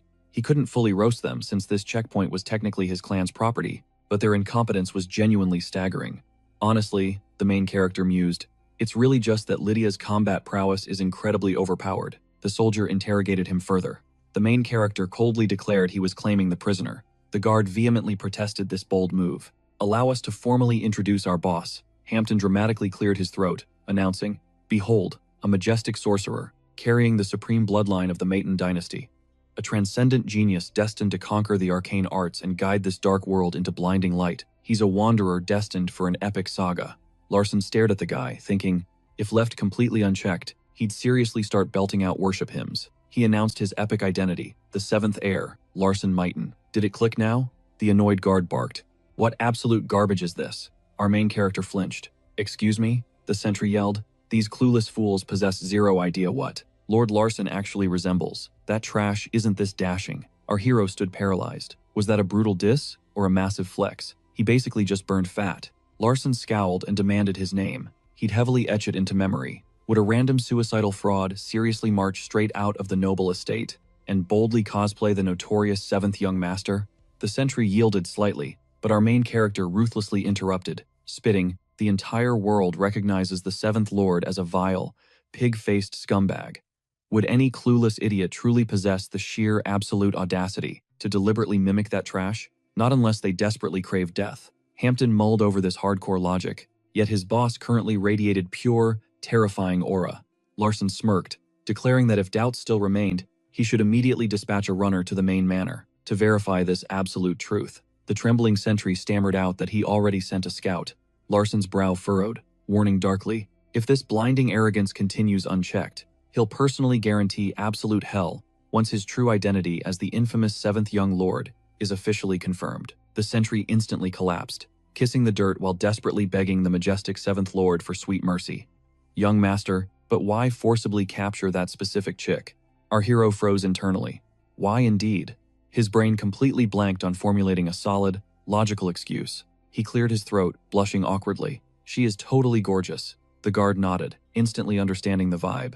The bewildered retainers exchanged highly confused glances and swiftly secured Ludia with heavy magic ropes. Larson analyzed his captive as a glowing system notification suddenly pinged, warning that, because this drastically altered the timeline's established fate, an unpredictable anomaly had triggered. He stared wide-eyed at the holographic text, totally stunned. An unpredictable anomaly? His familiar novel universe was actively warping. Ludia snapped awake, thrashing wildly to unleash a primal screech, but heavy gag tape muffled her fury. Larson silently sweat-dropped. He could barely decipher her muffled noises, though it violently radiated pure profanity. This girl was basically operating on a single brain cell. He absolutely had to dumb down his entire approach. Our protagonist leaned in, smoothly asking, her old man is violently ill, right? He'll definitely save him. Ludia glared back, entirely bewildered, as he casually continued, claiming his own mother suffered similarly. He practically read her mind. That distinct lunar embroidery stamped directly over her racing heart screamed, she's a Hyaron sorceress. Wielding fierce flames obviously means she belongs to the renowned Fire Clan, correct? Hampton stood paralyzed, completely mind-blown by this hyper-specific intel. Larson casually explained that the fiery Hyaron domain borders the deep southern legendary Dragon Peaks, where a devastating plague was currently wiping out the population. Hera lingered in the shadowy background, silently analyzing every single micro-expression. Our main character confidently declared he possessed the ultimate medical cheat code. She suicidally stormed this estate, craving his family's legendary antidote, right? Ludia violently struggled to speak, prompting our hero to sigh. If her brain actually processed his insane offer, simply nod once. Ludia frantically nodded, and Larson instantly commanded Hera to rip that silencing gag off. His loyal shadow mercilessly peeled the harsh adhesive away, causing Ludia to gasp in sheer shock. Larson smirked. Has the Spitfire finally cooled off? Ludia whispered. Is he genuinely offering complete salvation? Our protagonist scoffed at her sheer disrespect. Whatever, skipping useless noble formalities saves precious time. Crossing his arms with absolute confidence, he reconfirmed his promise to intervene. Ludia suspiciously demanded his hidden motives. Our hero smoothly deflected. Does the reason even matter? Her gaze hit the dirt, bitterly muttering, corrupt aristocrats never distribute free miracles. Larson raised an eyebrow. Who preached that garbage? Ludia whispered, my father. Our protagonist instantly countered. Then why embark on a suicide mission expecting zero free handouts from wealthy lords? Lydia confessed she fully planned to barter, boasting possession of an ultra-rare treasure. Our hero's pupils dilated with greedy shock. A massive trade? An ultra-rare artifact? She absolutely meant the legendary Sacred Flame Chalice. This was the exact overpowered cheat item Casson looted in the web novel. He vowed to absolutely eradicate her father's plague. Lydia gasped in pure disbelief. Seriously? Larson smirked dangerously. Yeah, but this divine miracle demands an astronomical fee. Lydia desperately admitted she was completely broke. Our hero smoothly offered a future payment plan. She nervously questioned the price. He shrugged. Honestly, no clue. We'll calculate that massive debt after your dad breathes easy again. Lydia desperately begged him to unleash his healing magic. Larson leaned closer. So, you'll actually pay up? Lydia fiercely swore to sacrifice absolutely anything to clear her debt. Our hero slyly countered. Didn't you brag about hoarding legendary loot? Larson internally cheered. Jackpot secured. He dramatically pivoted toward Hampton, commanding him to harvest their 1,000-year-old divine herb and massively distribute its ashes across the entire blighted Huron province. Just brew that legendary leaf in shimmering silver seawater for exactly 18 minutes to completely annihilate the cursed plague. Hampton blinked in utter shock. Sir, this medical formula sounds completely insane. Could you possibly break down the alchemy behind it? Our protagonist coldly ordered him to stop questioning his absolute genius intellect. Hampton stared back, totally awestruck, before dropping into a deep bow, loudly swearing to flawlessly execute the mission. Kneeling in the dirt, the guard mentally fanboyed. My lord drips pure absolute charisma. Hera smoothly intervened. Young master, risking punishment for my pure audacity. Might I interrogate you? Larson shot her a side-eye. Speak. She desperately wondered how he acquired this mythical prescription. Hera admitted with brutal honesty that she was intensely fascinated. Her brain failed to process this miracle. Our hero smirked, dripping pure swagger. Because I am a Mighton. Hera initially froze in stunned silence. Bowing deeply, she praised his absolute masterclass. This sheer presence, it felt like the legendary patriarch himself stood right before her. In his absolute prime, the main character smirked. Lydia, time to cut you loose. Her jaw literally dropped. Wait, what did he say? How did you know that? She shrieked. I never dropped my name. Larson completely froze. Absolute nightmare. He totally blew his cover. Forcing his racing heartbeat down, he played it cool. Is my knowing your identity really that mind-blowing? Lydia instantly shot back. Yes, beyond creepy. The main character leaned in. But isn't it crazier that I casually burned 1,000-year-old mythical herbs on an absolute nobody? That makes zero sense, she whispered. Larson smirked, pressing his advantage. What if I dropped a massive, classified secret, exclusive to the elite Mighton bloodline? Refusing eye contact, Lydia muttered. Total insanity. He stepped closer. Still think it is crazy. If my actions practically hand you a golden ticket? Again, she stubbornly echoed. Pure insanity. Larson's voice dropped. Your eyes just screamed. A desperate craving for your absolute savior's blood. Are we finally tracking here? Swallowing hard, Lydia barely nodded. I understand. Then realize you just trashed every ounce of my divine mercy, the main character barked.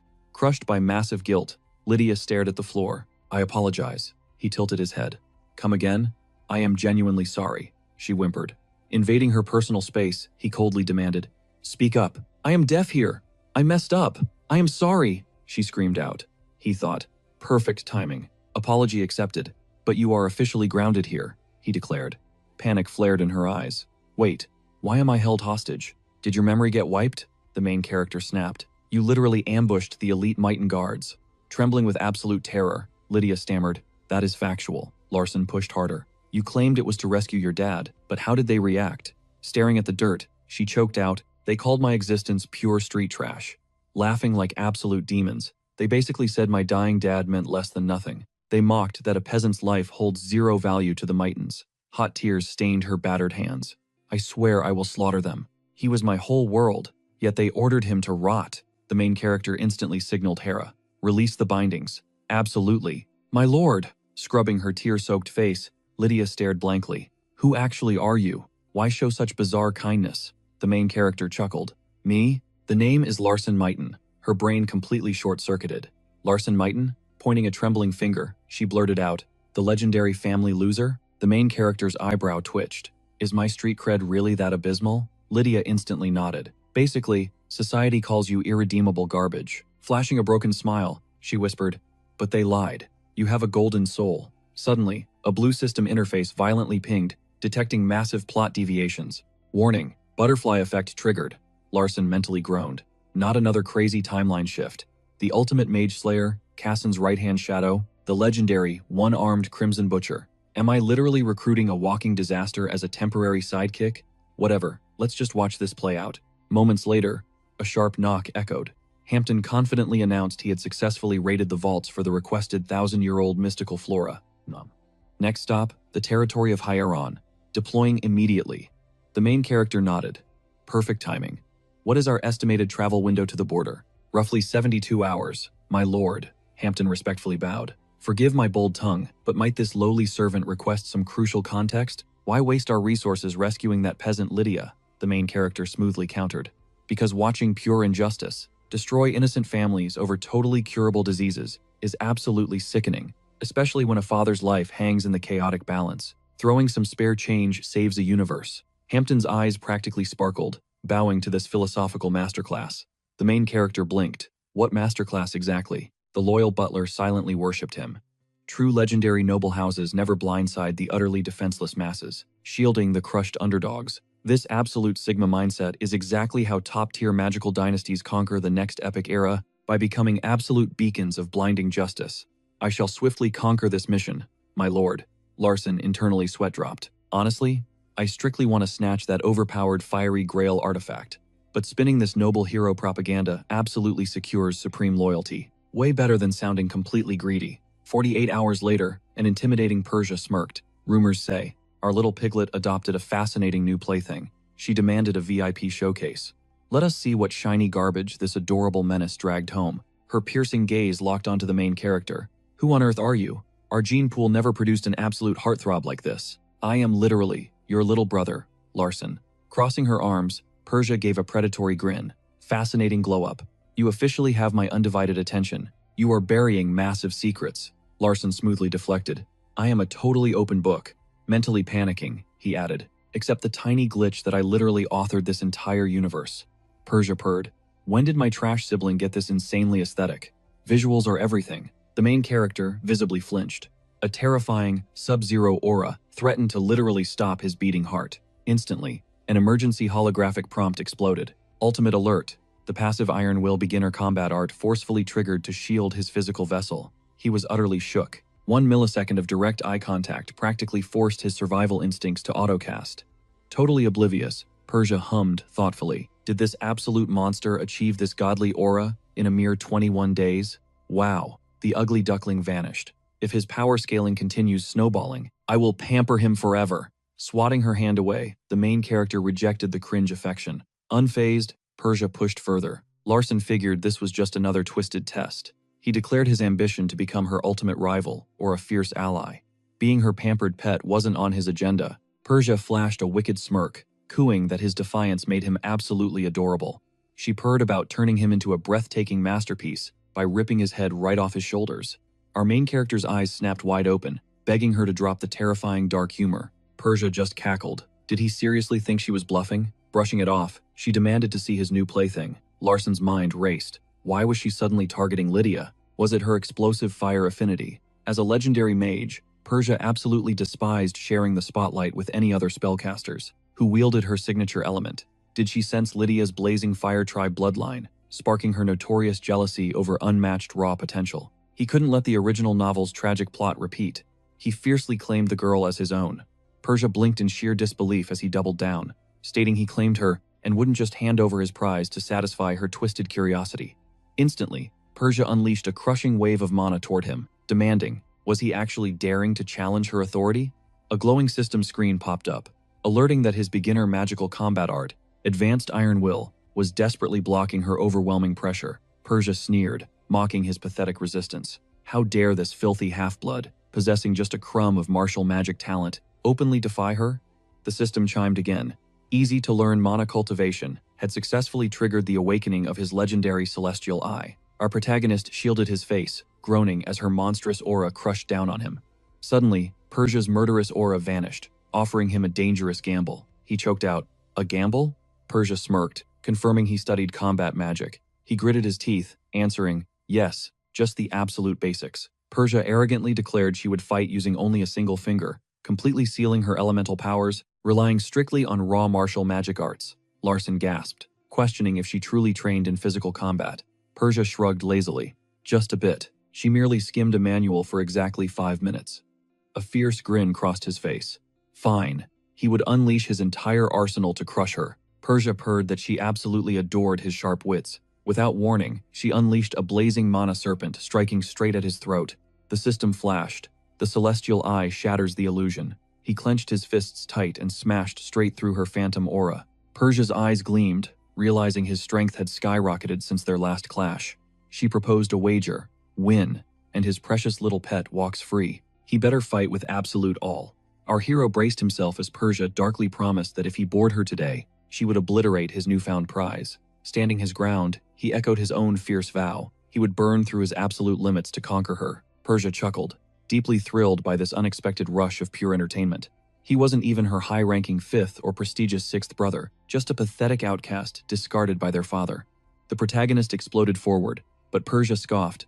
Way too slow. She violently swatted him away, but he seamlessly rolled and stuck a perfect landing.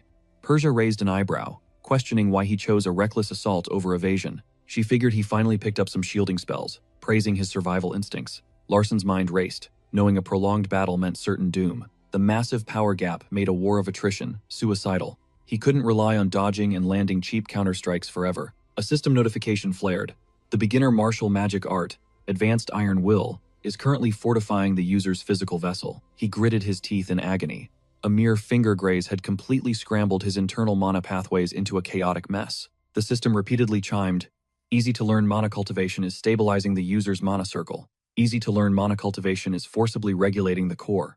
Larson realized this was his one and only opening. The glowing interface announced, "The beginner martial magic art, utilization of weight is now fully active." Our hero glared at Persia's stance, dead set on sweeping her exposed right leg. He viciously hooked her ankle, hoisting her off balance and slamming her hard onto the cold stone. "Got her," he cheered internally. The system flashed. The beginner martial magic technique, weight utilization, was maintained with absolute flawless consistency. He launched a brutal follow-up punch, only to freeze in pure shock. Searing pain exploded, making him feel like his fist struck solid titanium. He wheezed, guessing she had instantly deployed an impenetrable mana shield. Persia smirked, admitting he only landed that sweep because she intentionally dropped her guard. Larson grunted, defending that it was his absolute best shot. Persia coldly asked if he truly capitalized on it, just to unleash such a wildly primitive strike.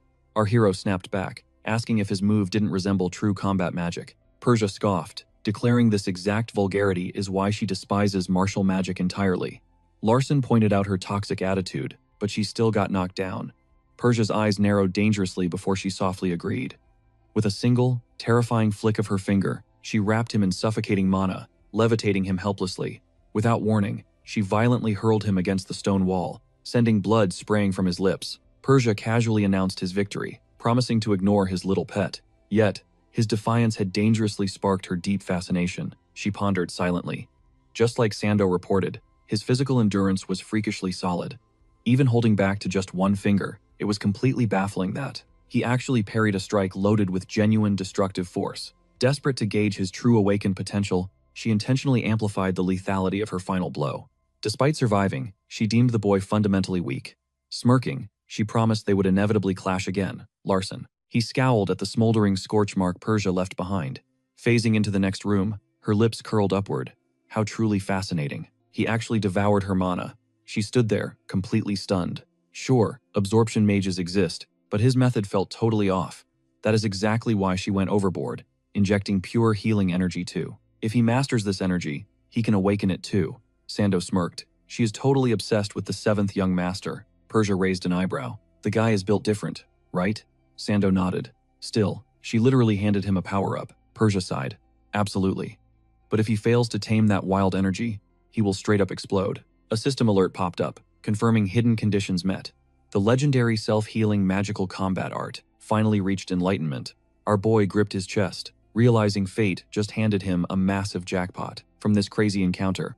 The holographic screen flashed, confirming his self-healing combat art was rapidly repairing his shattered flesh.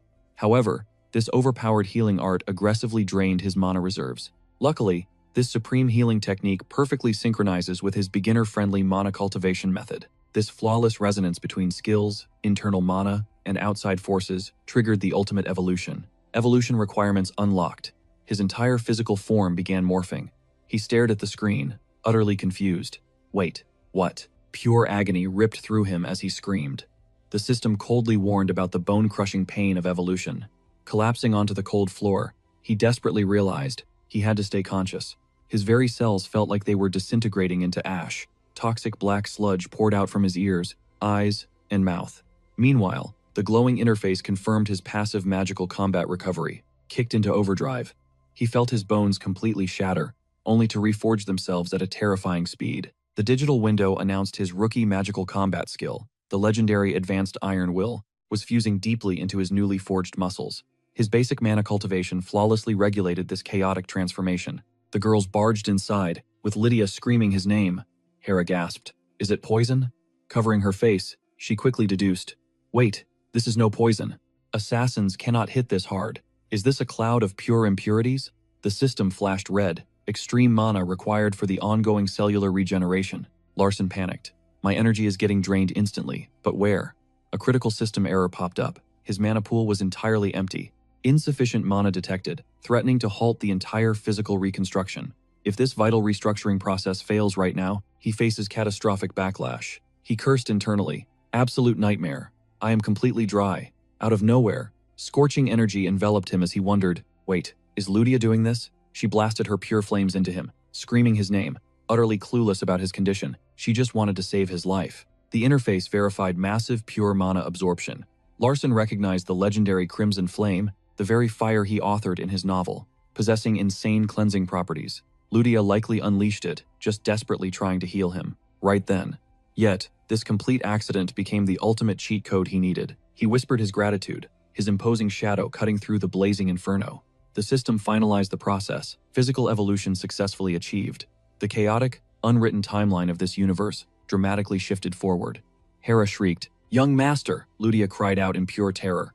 Meanwhile, the system revealed his supreme core attribute, the legendary heavenly body, awakening deep inside. It was fully online. He had finally unlocked the ultimate foundation for wielding god-tier combat magic. Our boy stepped out of the smoke, flexing his newly forged fists. The holographic prompt confirmed his supreme core attribute, the fabled heavenly body, was completely unsealed. This perfectly met the hidden prerequisites for mastering devastating magical combat arts. Larson grinned. The heavenly body. Literally the most overpowered physique I gave the main character. This exact build, when fused with the Sword God class, evolves into the invincible Sword Emperor attribute. This was the original hero's starting gear, paired with the heavenly eye. Why is the universe constantly forcing the protagonist's destiny right onto him? Snapping back to reality, he commanded Hera to fetch fresh clothes, which she instantly obeyed. He decided to keep his overpowered awakening an absolute secret. Moments later, Lydia chimed in eagerly. Wait, is her father fully healed? Hera smiled, holding up a letter directly from him. Lydia gasped with pure joy, recognizing his handwriting instantly.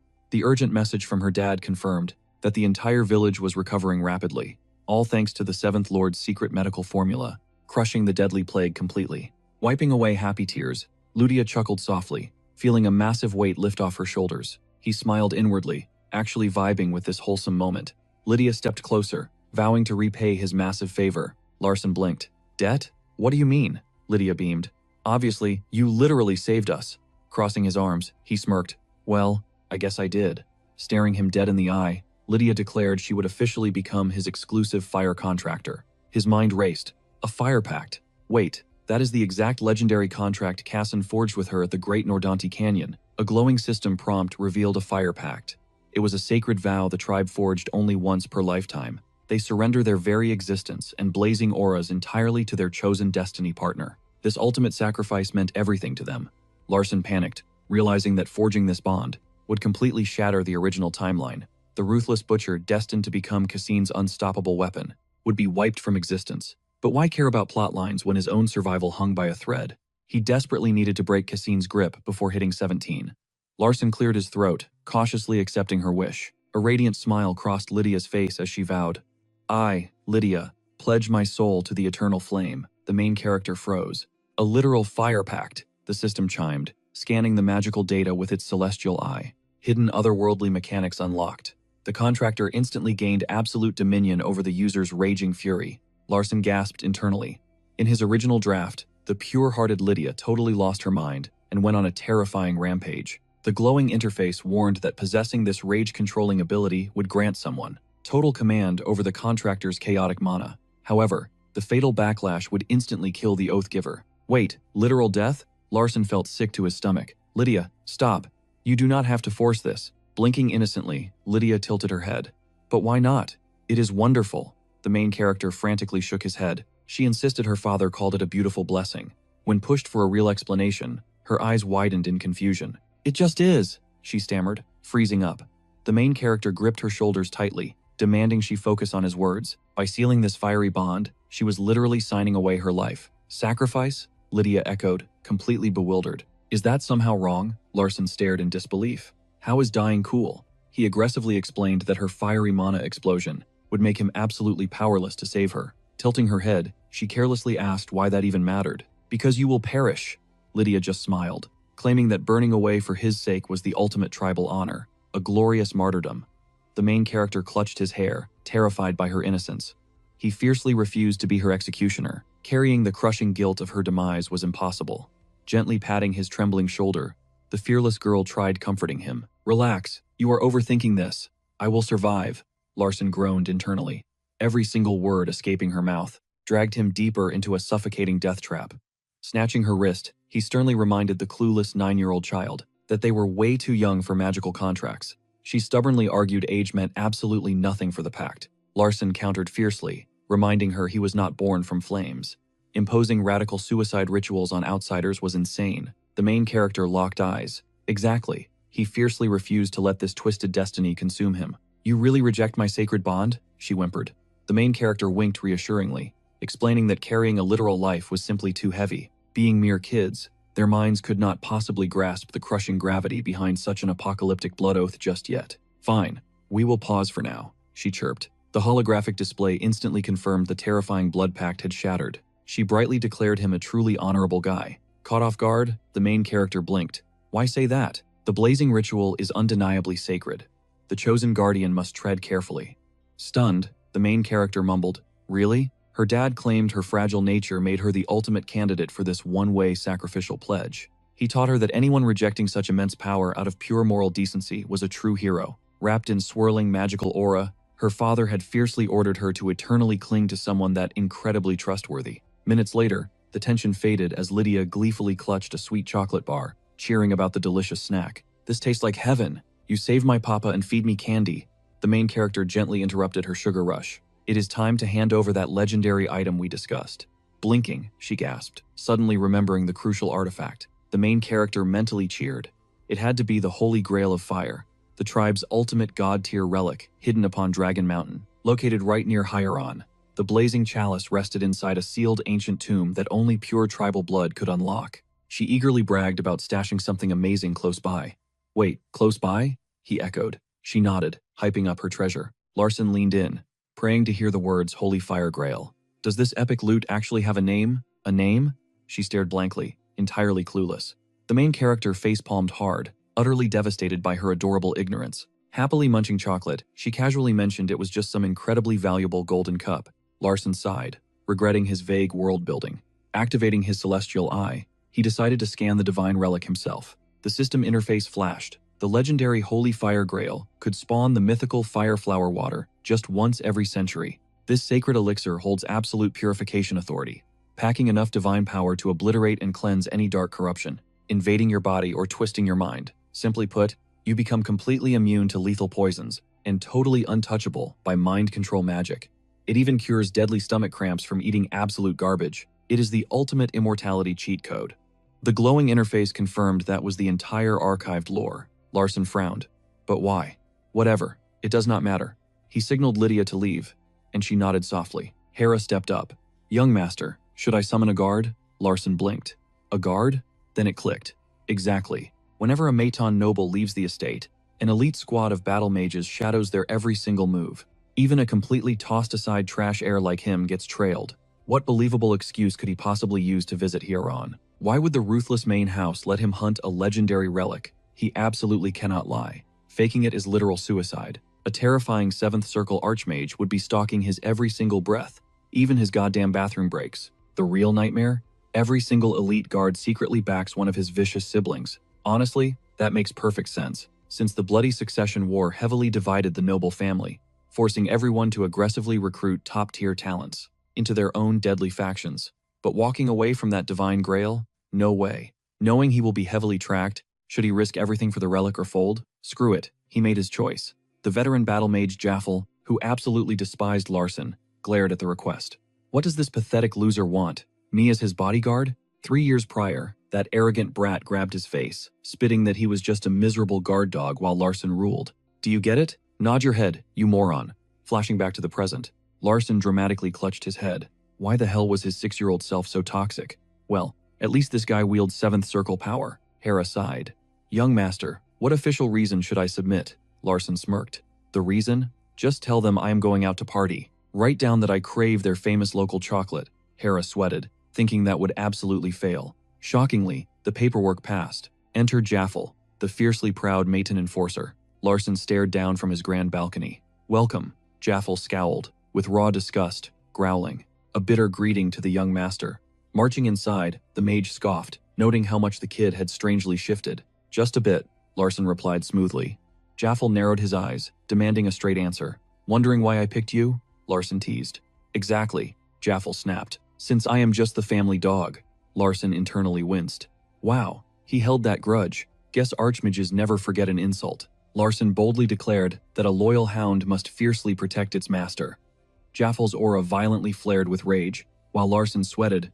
Damn, a furious 7th circle mage is genuinely terrifying. But dropping a weak apology now would never magically fix this broken bridge. He locked eyes, stating that among all the estate's hounds, Yahello was the absolute strongest. At least this guy would never commit treason. Yahello scoffed. Do you actually trust me? Larson fired back. Hell no. Yahello froze. What? I do not trust you personally. Larson smirked. But I trust your pure ambition. You are incredibly greedy, right? He analyzed him perfectly. Yahello was insanely driven by selfish desires. That made him utterly predictable and strangely reliable, because the mage would fiercely cooperate as long as their ultimate goals perfectly aligned. Following the original timeline, he blindly served the 4th brother, Saran, before ruthlessly betraying him for the 2nd sister, Evelia. How does my ambition relate to guarding you? Yahello growled. Larson grinned.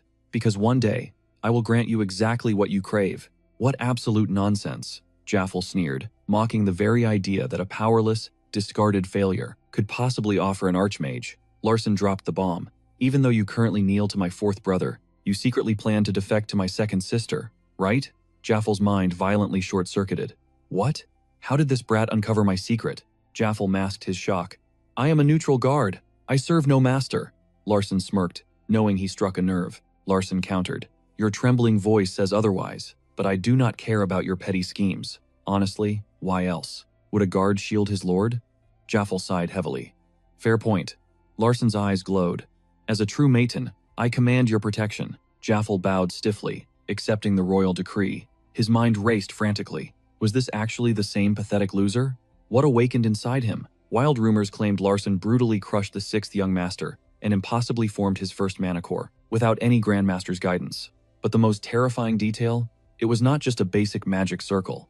Despite having just a single ring, Yahello sensed an overwhelming mana capacity, rivaling a 2nd circle prodigy. Even the brilliant 2nd sister, Evelia, never possessed that much explosive energy upon awakening. I must watch this kid closely. Something legendary is definitely brewing in the shadows. Soon, they strolled down a wooded path, with Ludia buzzing about seeing her dad. The main character scanned the area, realizing they had reached Hyron, Ludia's actual hometown. The Fire Tribe once possessed absolute power to dominate the ancient continent, but their patron deity, the legendary Phoenix, completely drained its divine energy, causing their brutal downfall. Honestly though, this place just gives off strong, abandoned wilderness vibes. A stray hound barked aggressively, right before a piercing scream echoed.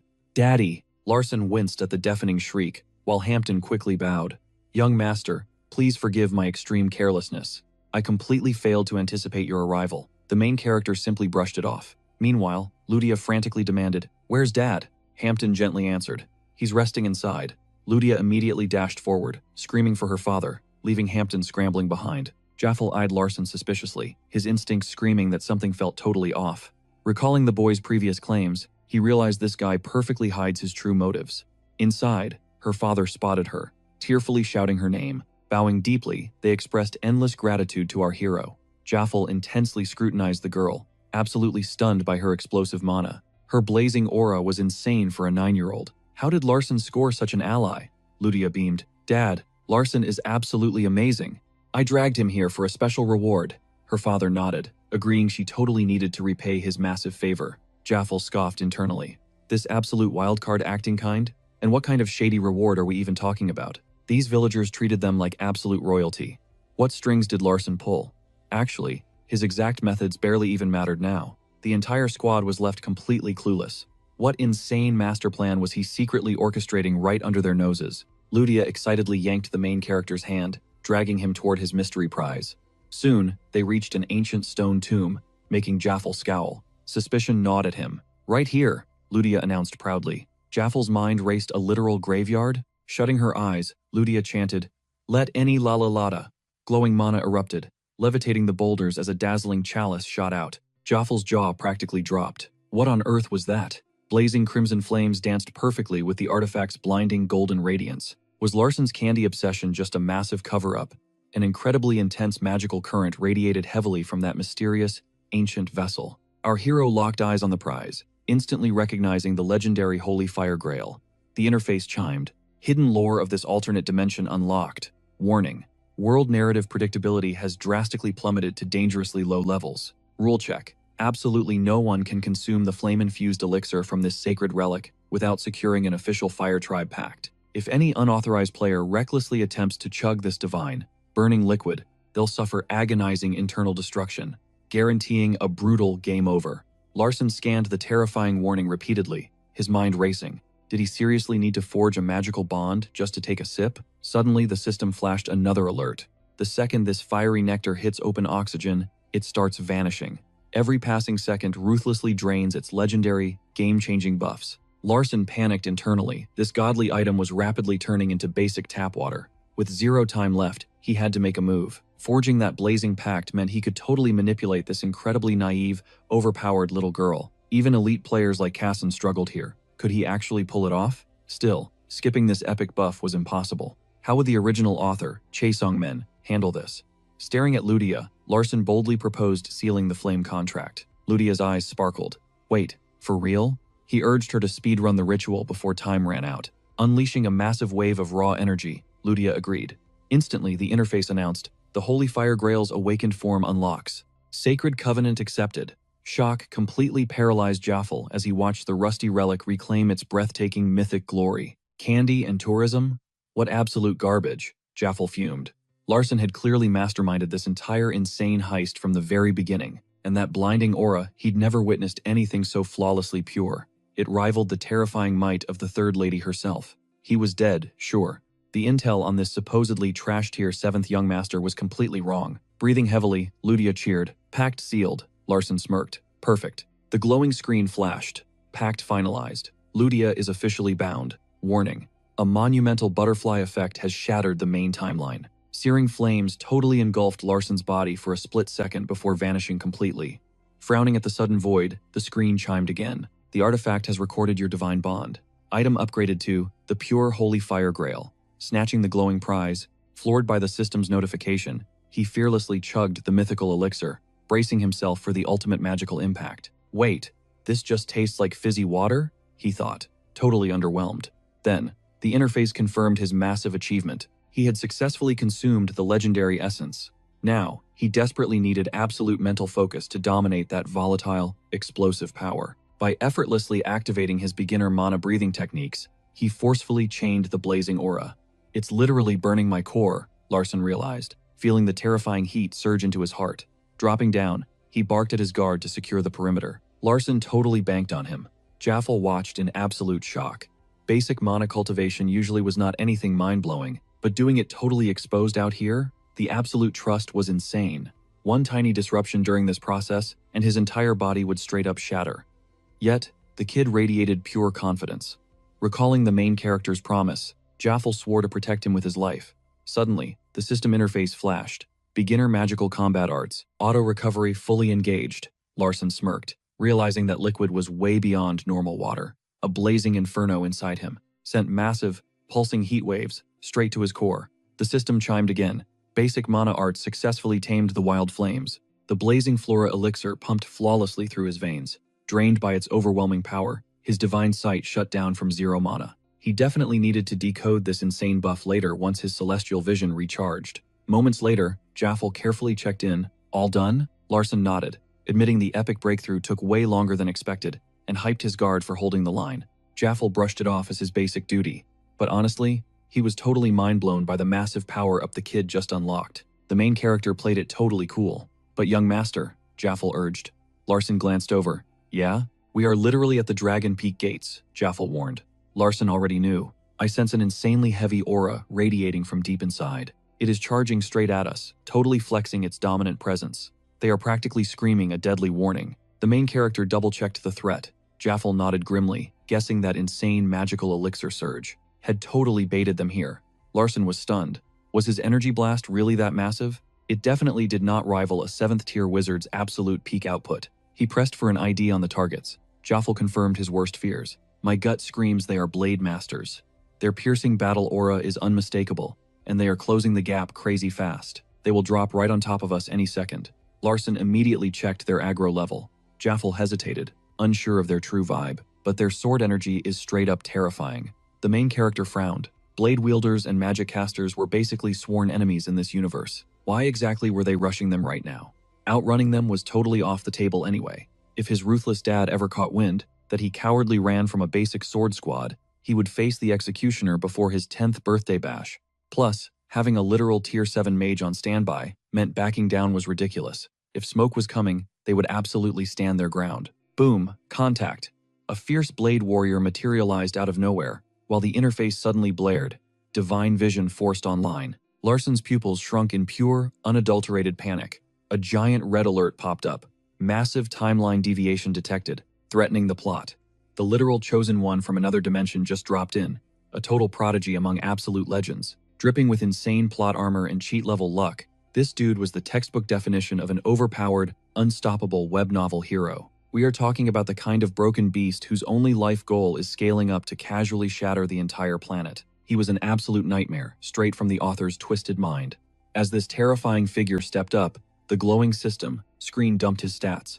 Kasen Sade. The main character mentally panicked, wondering how this timeline got so derailed. Jaffel locked eyes with Kasen, immediately spotting the iconic blue falcon, fiercely stitched over the intruder's pounding heart. This kid matched his own young lord's age. He was none other than the second heir to the legendary Sade Blade dynasty, Kasen Sade, backed by elite guards. The holographic text explained that the absolute top-tier bloodlines, ruling the big 3 factions of this universe, possessed a passive 6th sense, letting them instantly sniff out rival royalty. Think of it like apex predators, naturally sensing another alpha's killing intent through the raw, magical energy, baking inside their souls since day one. Larson's sweat dropped, absolutely certain Kassen's radar had just pinged him. As a legitimate Mighton family successor, Kassen offered a slick bow, claiming a massive shockwave of pure energy dragged him here. The sword prodigy noted the insane, high-born drip radiating from this 9-year-old.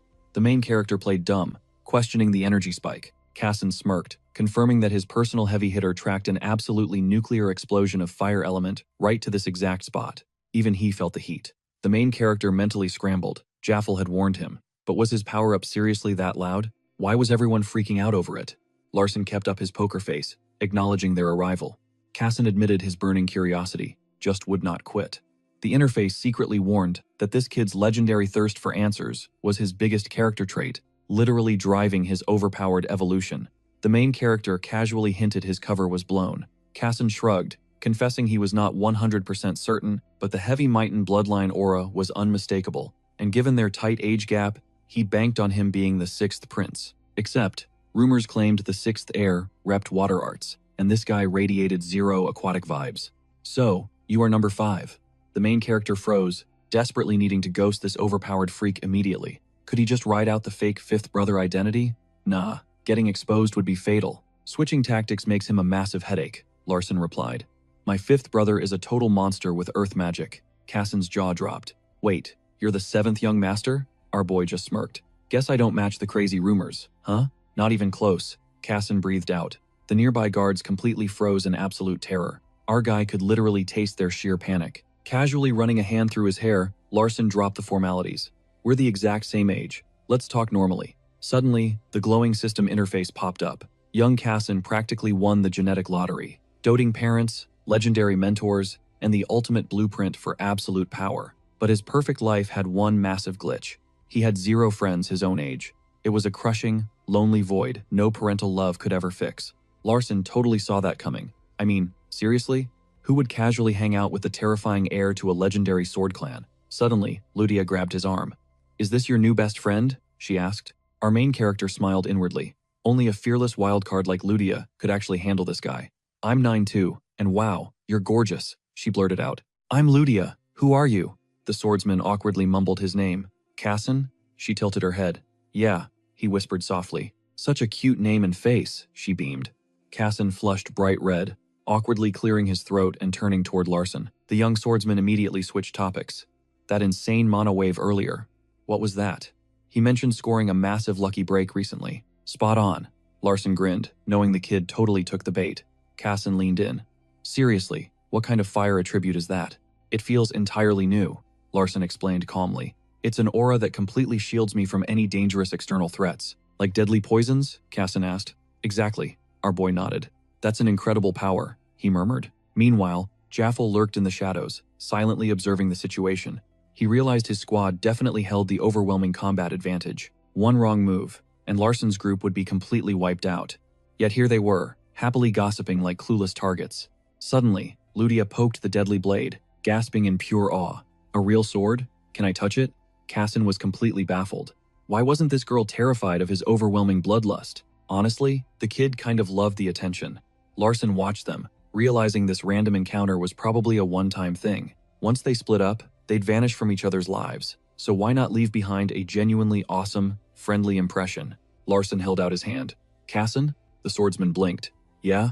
Our main character smiled. "I've never met anyone from the Branch family, especially someone exactly my age." Casson firmly gripped his hand back, admitting he had never met an actual peer before either. "I heard that in legendary sword families, you gotta clash blades before becoming actual friends," Larson said. "What's that intense tradition called again?" "A duel," Casson answered. "Exactly, a duel," Larson hyped up. "I really want to try it. Isn't that the ultimate requirement to join your friend group?" Casson awkwardly waved his hands. "No way. That's not mandatory at all." But Larson cut him off, practically buzzing with hype. "Come on, a little sparring sounds epic." Casson's aura violently erupted. "Wait, are you challenging me right now?" Larson smirked. "Exactly. It was the absolute perfect chance to test the massive gap between their current power levels." Jaffel internally freaked out. A death match? In this crazy situation? Even with 2 elite knights acting as shields, Larson's safety was totally compromised right now. Yet, Jaffel absolutely could not intervene for him. According to high society, this reckless kid was an official heir to the mighty Mighton bloodline. Stopping him without solid proof would be absolute career suicide. Plus, stepping in while a rival clan representative watched would totally humiliate the prestigious Mighton name. He just had to bite his tongue. "Did you also learn swordsmanship?" Casson asked. "Nope," Larson shrugged. "I only mastered magical combat techniques." "Magical combat?" Casson remarked. "Few people study that nowadays. Turns out, brawling with spells is my only real talent." Larson smirked. Casson frowned in confusion. "Then why challenge me? I heard your mage clan absolutely despised us swordsmen." Larson hit him right in the feels. "Because you're totally friendless, right?" Casson instantly froze stiff, while the nearby guards gasped in absolute shock. Jaffel silently screamed, "Why provoke the monster?" But Larson just threw his hands up. "Guess what? I'm a massive loner too. We're totally in the exact same boat." The swordsman just stared intensely, completely speechless. Larson sighed, explaining that it was the tragic curse of being born into these overpowered aristocratic families. "Actually, making true friends in your elite position is much harder." Casson's voice cracked. "Wait, why?" "Because your clan outright bans it," Larson explained bluntly. "Even meeting another noble means a fake friendship built entirely on establishing cold, calculating political business deals." "What kind of friendship is that?" Casson asked. "Exactly," Larson replied. "It absolutely doesn't count as one. That's why you're totally isolated. But hey, maybe your terrifying elders will respect a bond forged in battle." Larson grinned fiercely. "That's exactly why I challenged you." Ding! The system interface flashed. The celestial eye was analyzing this entire realm. The chaos, unpredictability assessment is being totally clarified. For sword fanatics, crossing blades is the ultimate method to build unbreakable mutual trust. "It's all about raw trust and having each other's backs," Larson declared. "Because without total trust, This fight ends with someone getting seriously wrecked, right? Cassin's eyes glowed with realization. You're absolutely right. He clearly understood the warrior's soul. The glowing system window chimed again. It requires massive trust and absolute courage. A weakling challenging an absolute powerhouse? That just proves his blind faith in him. Larson silently agreed. Cassin was a monster, while he was basically glass. Like I mentioned, Larson declared, I'm relying on magical combat arts. Just treat it like martial arts. Cassin unsheathed his blade, the steel singing as his right hand gripped the hilt. I use traditional fencing. I'll stick to the Saad family's fundamental strikes. Noticing Larson's bare hands, Cassin offered a handicap. You get the first 3 hits.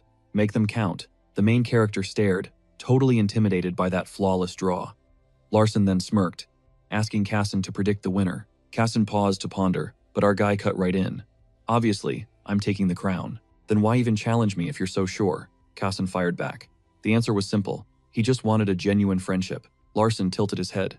Does winning even matter right now? Cassin shook his head. Not really. Frowning, the main character confessed that securing a victory wasn't the goal. Challenging him was purely a fast track to becoming real bros. We're the same age. Friends stand on equal ground. Treat me like one. Cassin immediately softened, apologizing for any accidental disrespect. The main character brushed it off. Larson promised to go all out, demanding Cassin bring his absolute best too. Watching closely, Yahello held his breath. The ultimate clash between the 7th young master and the Sade family's second son was kicking off. Boom! Cassin exploded forward with a lethal strike. Instantly, a glowing system window popped up. Slow flow attribute automatically triggered. Absolute nightmare fuel, Larson panicked. Mid-conversation, that deadly blade had already materialized inches from his throat. Ding! The system chimed again. Basic magical combat art. Weight control successfully engaged. The main character leaped back. Perfect. His balance was fully restored. One solid dash could seal the win. He charged, but Cassin swiftly evaded, countering with a terrifyingly heavy thrust. The steel grazed Larson. His mind raced. How was he dodging at warp speed? He desperately needed point-blank range to unleash his magical arts. Cassin relentlessly zoned him out. Closing the gap meant stepping right into an unavoidable, fatal sword strike. Yet hanging back meant getting sliced to ribbons anyway. Typical overpowered protagonist energy, victory suddenly felt like an impossible pipe dream. But wait, a glimmer of hope sparked. His overpowered attribute was mapping out every single slash trajectory in real time. One perfect dodge meant closing that gap. Cassin unleashed a vicious sweep, which the main character totally read as fake bait. A brutal stab was definitely next. Wait, no. The attack morphed instantly because Larson froze. Cassin made the strike absolutely lethal. Dodging was impossible now. He just had to tank it. Ding! Elementary magic art. Advanced steel will activated. Cassin's heavy blade slammed brutally right into the main character. Agony ripped from his throat as he gripped his screaming arm.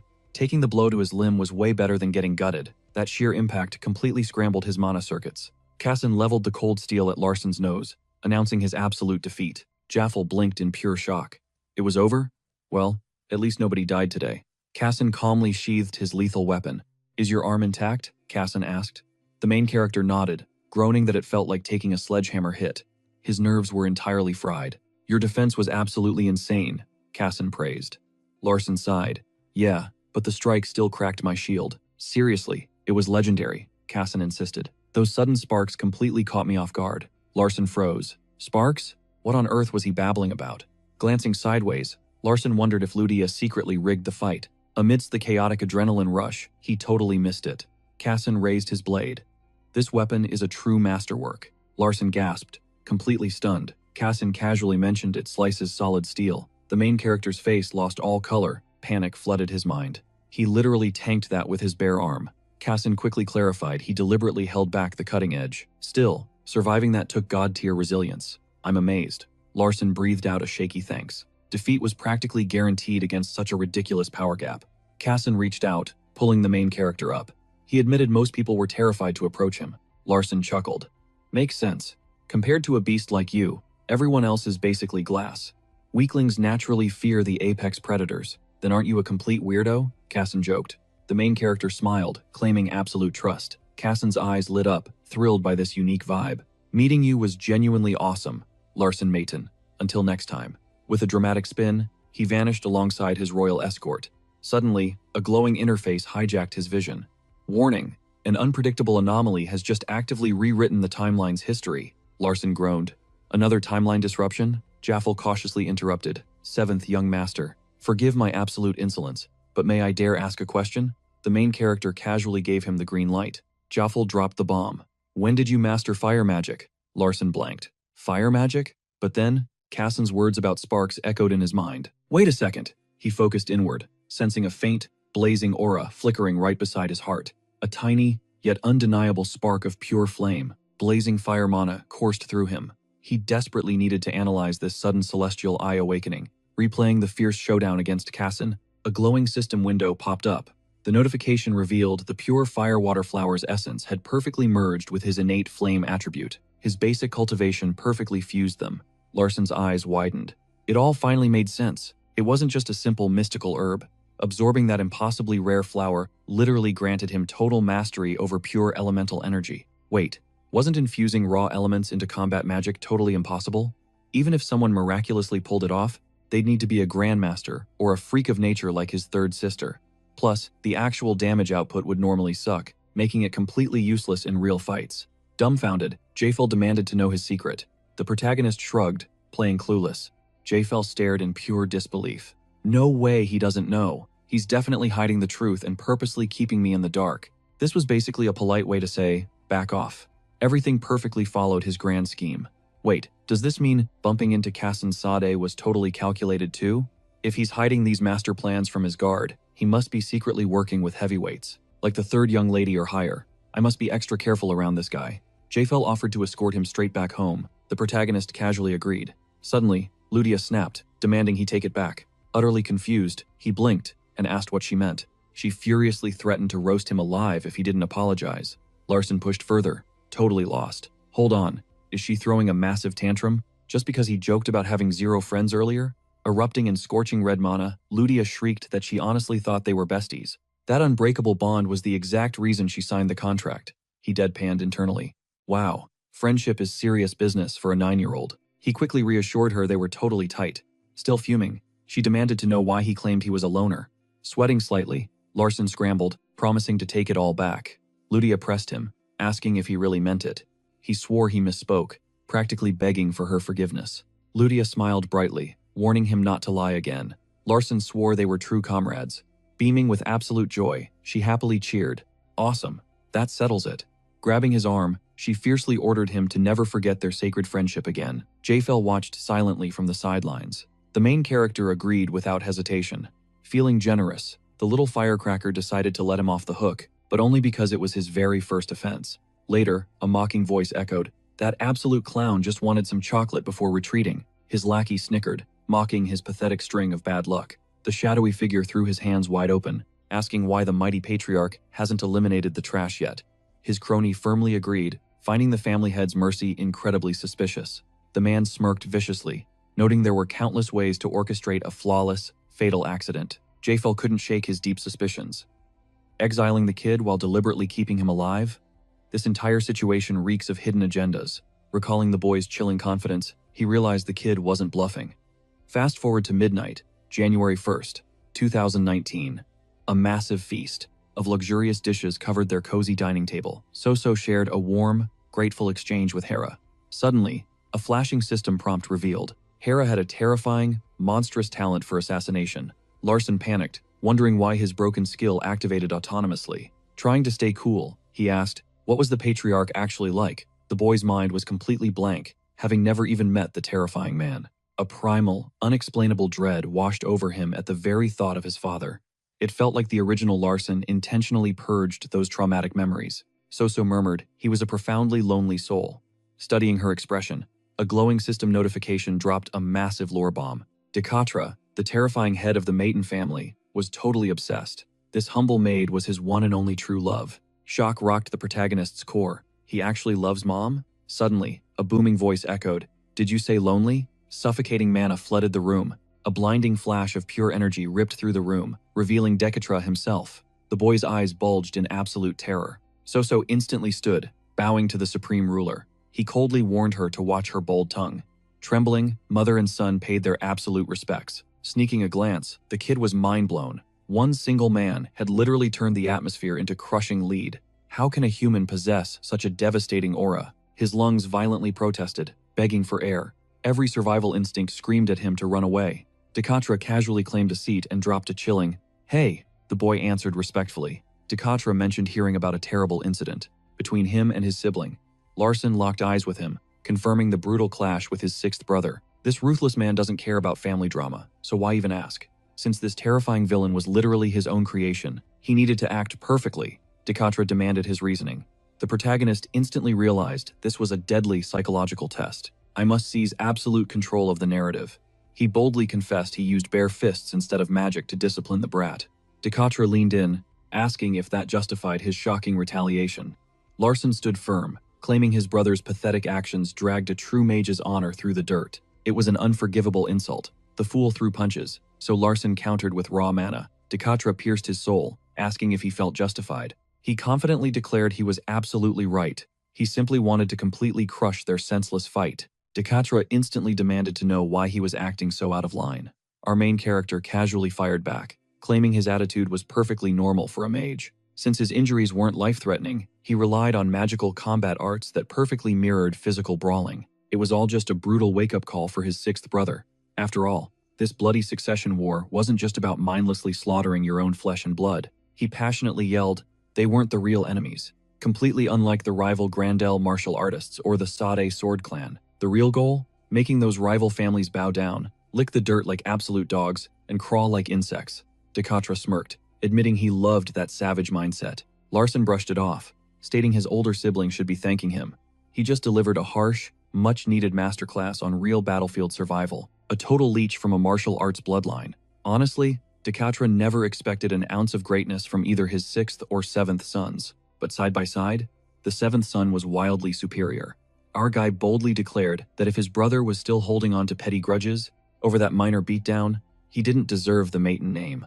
The room went dead silent. He swallowed hard, mentally panicking. Did his crazy bluff actually work? Honestly, his hands were still violently shaking.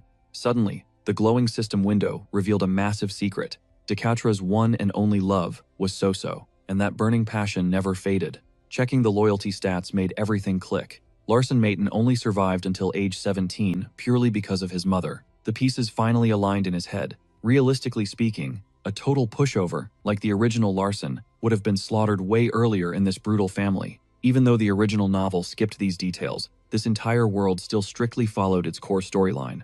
And according to that fateful plot, Soso was destined to tragically die in just 2 years from the blue dot disease.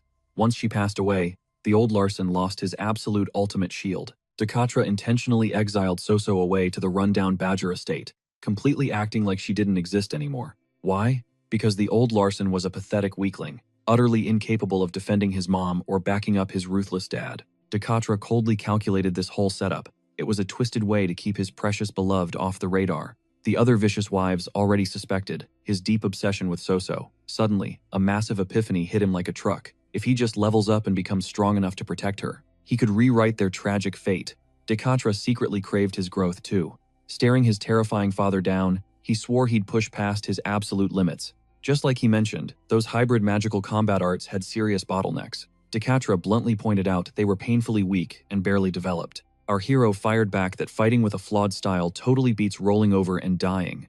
Dekatra coldly countered that hard work cannot always shatter an impossible ceiling. Unfazed, he confidently replied he wasn't gunning for the Patriarch's bloody throne anyway. He was fully self-aware that he lacked the monstrous talent for it. But becoming the ultimate right-hand man, that was within reach. His magical potential might be capped, but his sheer human willpower was absolutely limitless. He boldly reminded the Patriarch that the fierce Maiton blood fueled his veins. He vowed to grow untouchable and perfectly shield his mother from the shadows. Soso gasped in pure shock, while Dekatra silently processed this massive character development. Flash forward, Larson suddenly received a highly classified letter, sealed by Dekatra himself. The heavy parchment commanded his immediate presence at the grand banquet hall inside the towering main estate. Scanning the brief text, he immediately suspected a trap. The message was way too vague to be a normal family invitation. The legendary Maiton clan tradition was finally kicking off. The highly anticipated 10th anniversary awakening ceremony was officially locked in. This massive milestone drops whenever a bloodline member hits double digits. It is supposedly a lavish, joyful gathering for the entire noble family to celebrate. Sure, there is fancy food, but the real prize?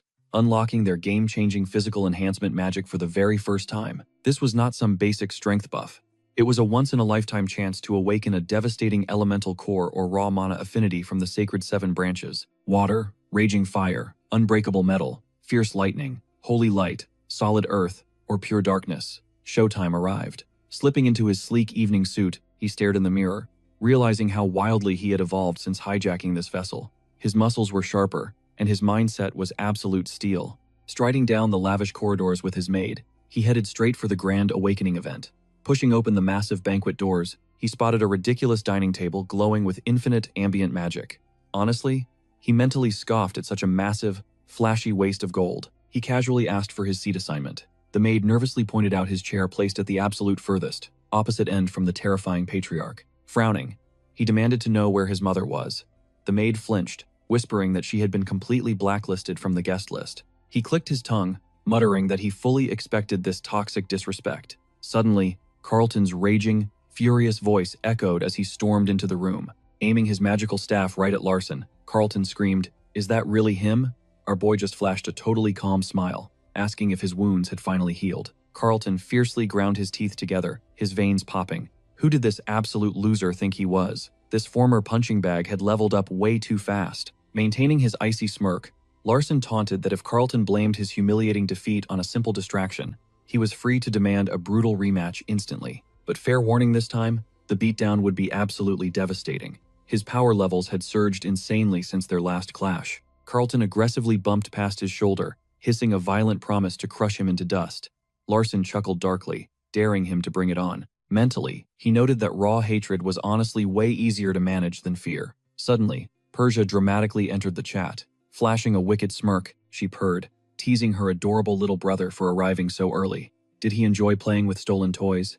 He smoothly replied that playing with fire was an absolute blast. Rolling her eyes, she groaned that this was exactly why she planned on snatching it herself. Larson fired back that gamblers must embrace defeat. Hearing this, Carlton's jaw practically hit the floor. His ruthless third sister lost a wager to this absolute deadbeat? The math just wasn't mathing.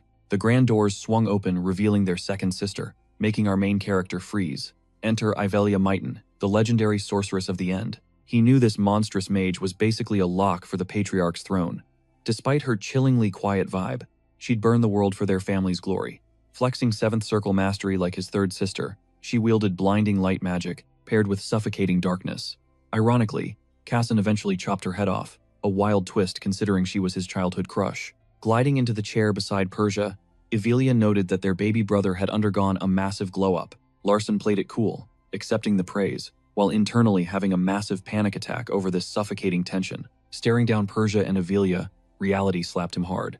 Slacking off like an NPC was no longer an option. These monsters possessed such absurd power that catching up seemed practically suicidal. He had been slacking way too hard. Finally, the elite squad gathered. Taking the throne opposite Larson, the patriarch scanned his bloodline. Decatra boasted 3 wives, and including his mysterious firstborn, he fathered 6 heirs in total. With 10 heavy hitters present, Decatra announced that his youngest son had officially turned 10. The warlord offered a rare congratulations. The room echoed with forced applause, prompting Larson to stutter out a nervous thanks. Rising elegantly, Yahello reported that she had successfully completed her father's mission, totally wiping out a horde of demonic beasts. Hellish Balrogs had spawned from the chaotic abyss. Our main character gulped, realizing this wasn't some cute family dinner, but a hardcore flex battle where these freaks showcased their bloody achievements. Next up was Siron. He bragged about hunting down Karen, the North's infamous necromancer, sealing him alive inside a cursed coffin. He also slaughtered 20 of the necromancer's rabid cultists. Hearing this carnage, Decatra demanded the casualty report. Discovering Saran solo cleared the dungeon, the patriarch beamed with pride. Then, Persia stepped up, casually mentioning she looted Sylvia's legendary wings from a forgotten sanctuary. Larson instantly stiffened. Peering into her gaze, he caught a chilling, psychotic spark dancing in her eyes. A sudden system alert confirmed his fears. Persia had ruthlessly swiped Sylvia's wings, the divine relic guarding that ancient shrine. This mythical item was a total game-changer, insanely boosting the elemental mastery of any wind attribute mage. She butchered 7 holy monks and shredded their 17 elite knight protectors. Smirking, Decatra noted that this massacre sent a perfect message. He questioned the Holy Empire's backlash. Persia shrugged, revealing those religious zealots had kept their mouths completely shut so far, but a holy crusade was definitely brewing. Decatra scoffed, claiming the church could only beg for apologies, which he planned to blatantly ignore. As Persia swaggered back, Our main character realized this was pure, unadulterated villain energy. A church official had crossed the Mighton bloodline, so Decatra dropped the hammer, turning them into a gruesome warning. Even the Pope wouldn't risk all-out war with their insane family. Suddenly, knocking echoed, and Senkin, the Patriarch's lethal right hand, stepped into the tension-filled room, presenting a silver platter loaded with mystical scrolls right beside Larson. Decatra ordered the boy to make his choice. Scanning the loot, the boy recognized them as top-tier physical enhancement spellbooks, artifacts personally forged under Decatra's brutal supervision. Instantly, the system pinged, forcefully activating his overpowered Celestial Eye skill. Magical pathways ignited before him, revealing the 7 scrolls mana bleeding together to forge a hidden, phantom 8th option. Grabbing the invisible prize, he left everyone totally stunned. The kid literally sniped the ultra-rare, exalted attribute effortlessly. Larson confidently locked in his selection. Deafening silence choked the banquet hall. Slowly, the terrifying Patriarch shifted his gaze toward Yahello, demanding to know if she leaked the cheat code. She firmly denied it, while the rest of the siblings mirrored her total confusion. He growled, questioning how a literal 10-year-old flawlessly decoded complex mana streams, a galaxy-brain feat even the prodigy Yahello failed at back then. Shrugging it off, she admitted the kid's magical perception completely outclassed her childhood self. Persia threw Larson a highly intrigued smirk. She never expected this supposed trash-tier sibling to pull off such a masterclass. Yahello theorized his body was biologically hardwired for brutal combat magic, explaining his freakishly rapid power-scaling potential. Still reeling, their father demanded confirmation. A newly minted 10-year-old was genuinely flexing this kind of insane talent? She nodded, declaring it the absolute truth. Literally 0 members of their elite squad grasped combat magic that early. Intrigued, Decatra commanded Larson to hand over the legendary Exalted Scroll. The boy rose from his chair. A final system prompt confirmed the lore. Mighton heirs always face the 7-scroll trial on their 10th birthday. Whichever they select instantly grants them the overwhelming physical enhancement magic locked inside. Crimson embodies blazing fire, azure flows as water, silver forged as metal, earthen brown, and golden lightning, pitch black for shadows, blinding white for light. Fusing these 7 elemental forces unlocks true, materialized magical mastery. This forms the exalted attribute, commanding every element. The main character eyed the ancient scroll, assuming it was just a chaotic elemental mashup. Wielding every power sounds incredibly risky, yet he boldly offered the scroll to his intimidating father. "Didn't expect you to pick this one," his father scoffed. "I'll take that as a massive compliment," he fired back. Carlton gritted his teeth, seething. How dare he mouth off to the Patriarch? Has he lost his mind? He really should have kept his mouth shut. Decatra coldly announced that Yahello would perform his physical enhancement ritual. Larson blinked, totally caught off guard by this twist. Didn't the Patriarch promise to do it himself? His father warned that a personal casting carried a 99% fatality rate. He would gladly cast it if death was the goal. The main character frowned at this sudden bombshell. "And if Yahello steps in?" he challenged. "Your Grim Reaper odds drop to 50%, his father smirked. Her mana flowed much smoother than his destructive aura. A cold sweat broke out. Did he totally mess up by locking in the overpowered Exalted Attribute scroll? But he instantly crushed that doubt. No regrets. He was absolutely built for greatness. Playing it safe gets you killed in this brutal reality. He shoved the scroll toward Yahello with burning resolve. "My life is literally in your hands now. You actually trust me?" she questioned. "I trust your insane magical skills," he replied smoothly. She scoffed, calling their father way too optimistic. In reality, surviving this ritual was a brutal, long shot. The Exalted Attribute packs devastatingly heavy mana. Combined with physical enhancement magic, it is a pure recipe for bodily destruction. "Give it to me straight. What are my survival odds?" 50%, max. "And if you literally give it your all?" he pressed. "Still a coin toss," she deadpanned. "Are you secretly begging me to swap this for a basic elemental scroll?" he teased back. Slapping the scroll onto the stone floor, she declared, "True mages never force their will onto another's destiny, but I do want you to become an absolute beast." Stunned, he paused before boldly swearing he would never back down. She commanded him to strip down, peeling off his shirt. His unexpectedly shredded physique left everyone speechless, especially a wide-eyed Persia. He flashed a cocky smirk. Who would believe this jacked physique belonged to a 10-year-old? His insane glow-up took barely a month. Yahello analyzed him. How did he decipher the Exalted Scroll? Why was he so hyped? What dark secrets was this kid hiding? "Nice face, insane build," she openly mocked. "You are basically crafted to be a pretty little trophy." That weird flex made Larson sweat. Yahello shoved him flat onto his back, pressing her glowing hand firmly against his chest. "Initiating the ritual now," she warned their father, secretly thrilled to test drive such high-tier physical enhancement magic. "Hold up," the main character shouted. Getting cold feet? She taunted. I don't even know what fear is, he clapped back. He just needed one final word with the patriarch. The room gasped at his audacity as Decatra glared, demanding his final piece. Grant me one favor if I cheat death. His siblings scoffed at the massive ego. While Carlton mentally branded him a total fool, Larson pointed out the broken Mighton family tradition. The patriarch was supposed to cast this enhancement spell personally, not pawn it off. Even with Evelia's elite skills, she couldn't match their father's raw power. Because of this downgrade, he demanded absolute compensation. Carlton smiled wickedly, praying their father would execute him for such blatant disrespect. Name your price, Decatra growled dangerously. The main character demanded full palace access for his exiled mother. Instantly, the patriarch's other wives panicked, their faces turning pale. That useless trash doesn't belong here, one wife shrieked. Larson's eyes turned lethal. Care to explain why my mother is trash? She scoffed that a low-born peasant lacked their noble status. Ice in his veins, Larson reminded her he was the patriarch's legitimate heir. Half his veins pumped his mother's blood. Trashing her didn't just disrespect him, it was a direct spit in the mighty patriarch's face. Because his bloodline is Decatra's legacy. The arrogant woman snapped her mouth shut in sheer terror, while Decatra questioned his son's motive. Because my mother simply yearns to see her son. A flicker of genuine shock and unexpected softness crossed the ruthless patriarch's face. The main character knew painting a massive target on his back for those three witches was a risky, yet completely calculated power move. Securing the absolute backing of his overpowered father easily trumped dealing with three petty stepmothers. His mother remained Decatra's sole hidden weakness. Bold words, brat, Decatra declared. But fine. Survive this hellish trial, and your wish is absolutely granted. The wives gasped in pure horror. Avelia just locked eyes with Larson. You better not die on me, kid. His lips curled into a fierce, confident grin. He absolutely would not fail. This deadly trial was just the prologue of his epic legend. Brace yourself. Here it comes, Avelia whispered.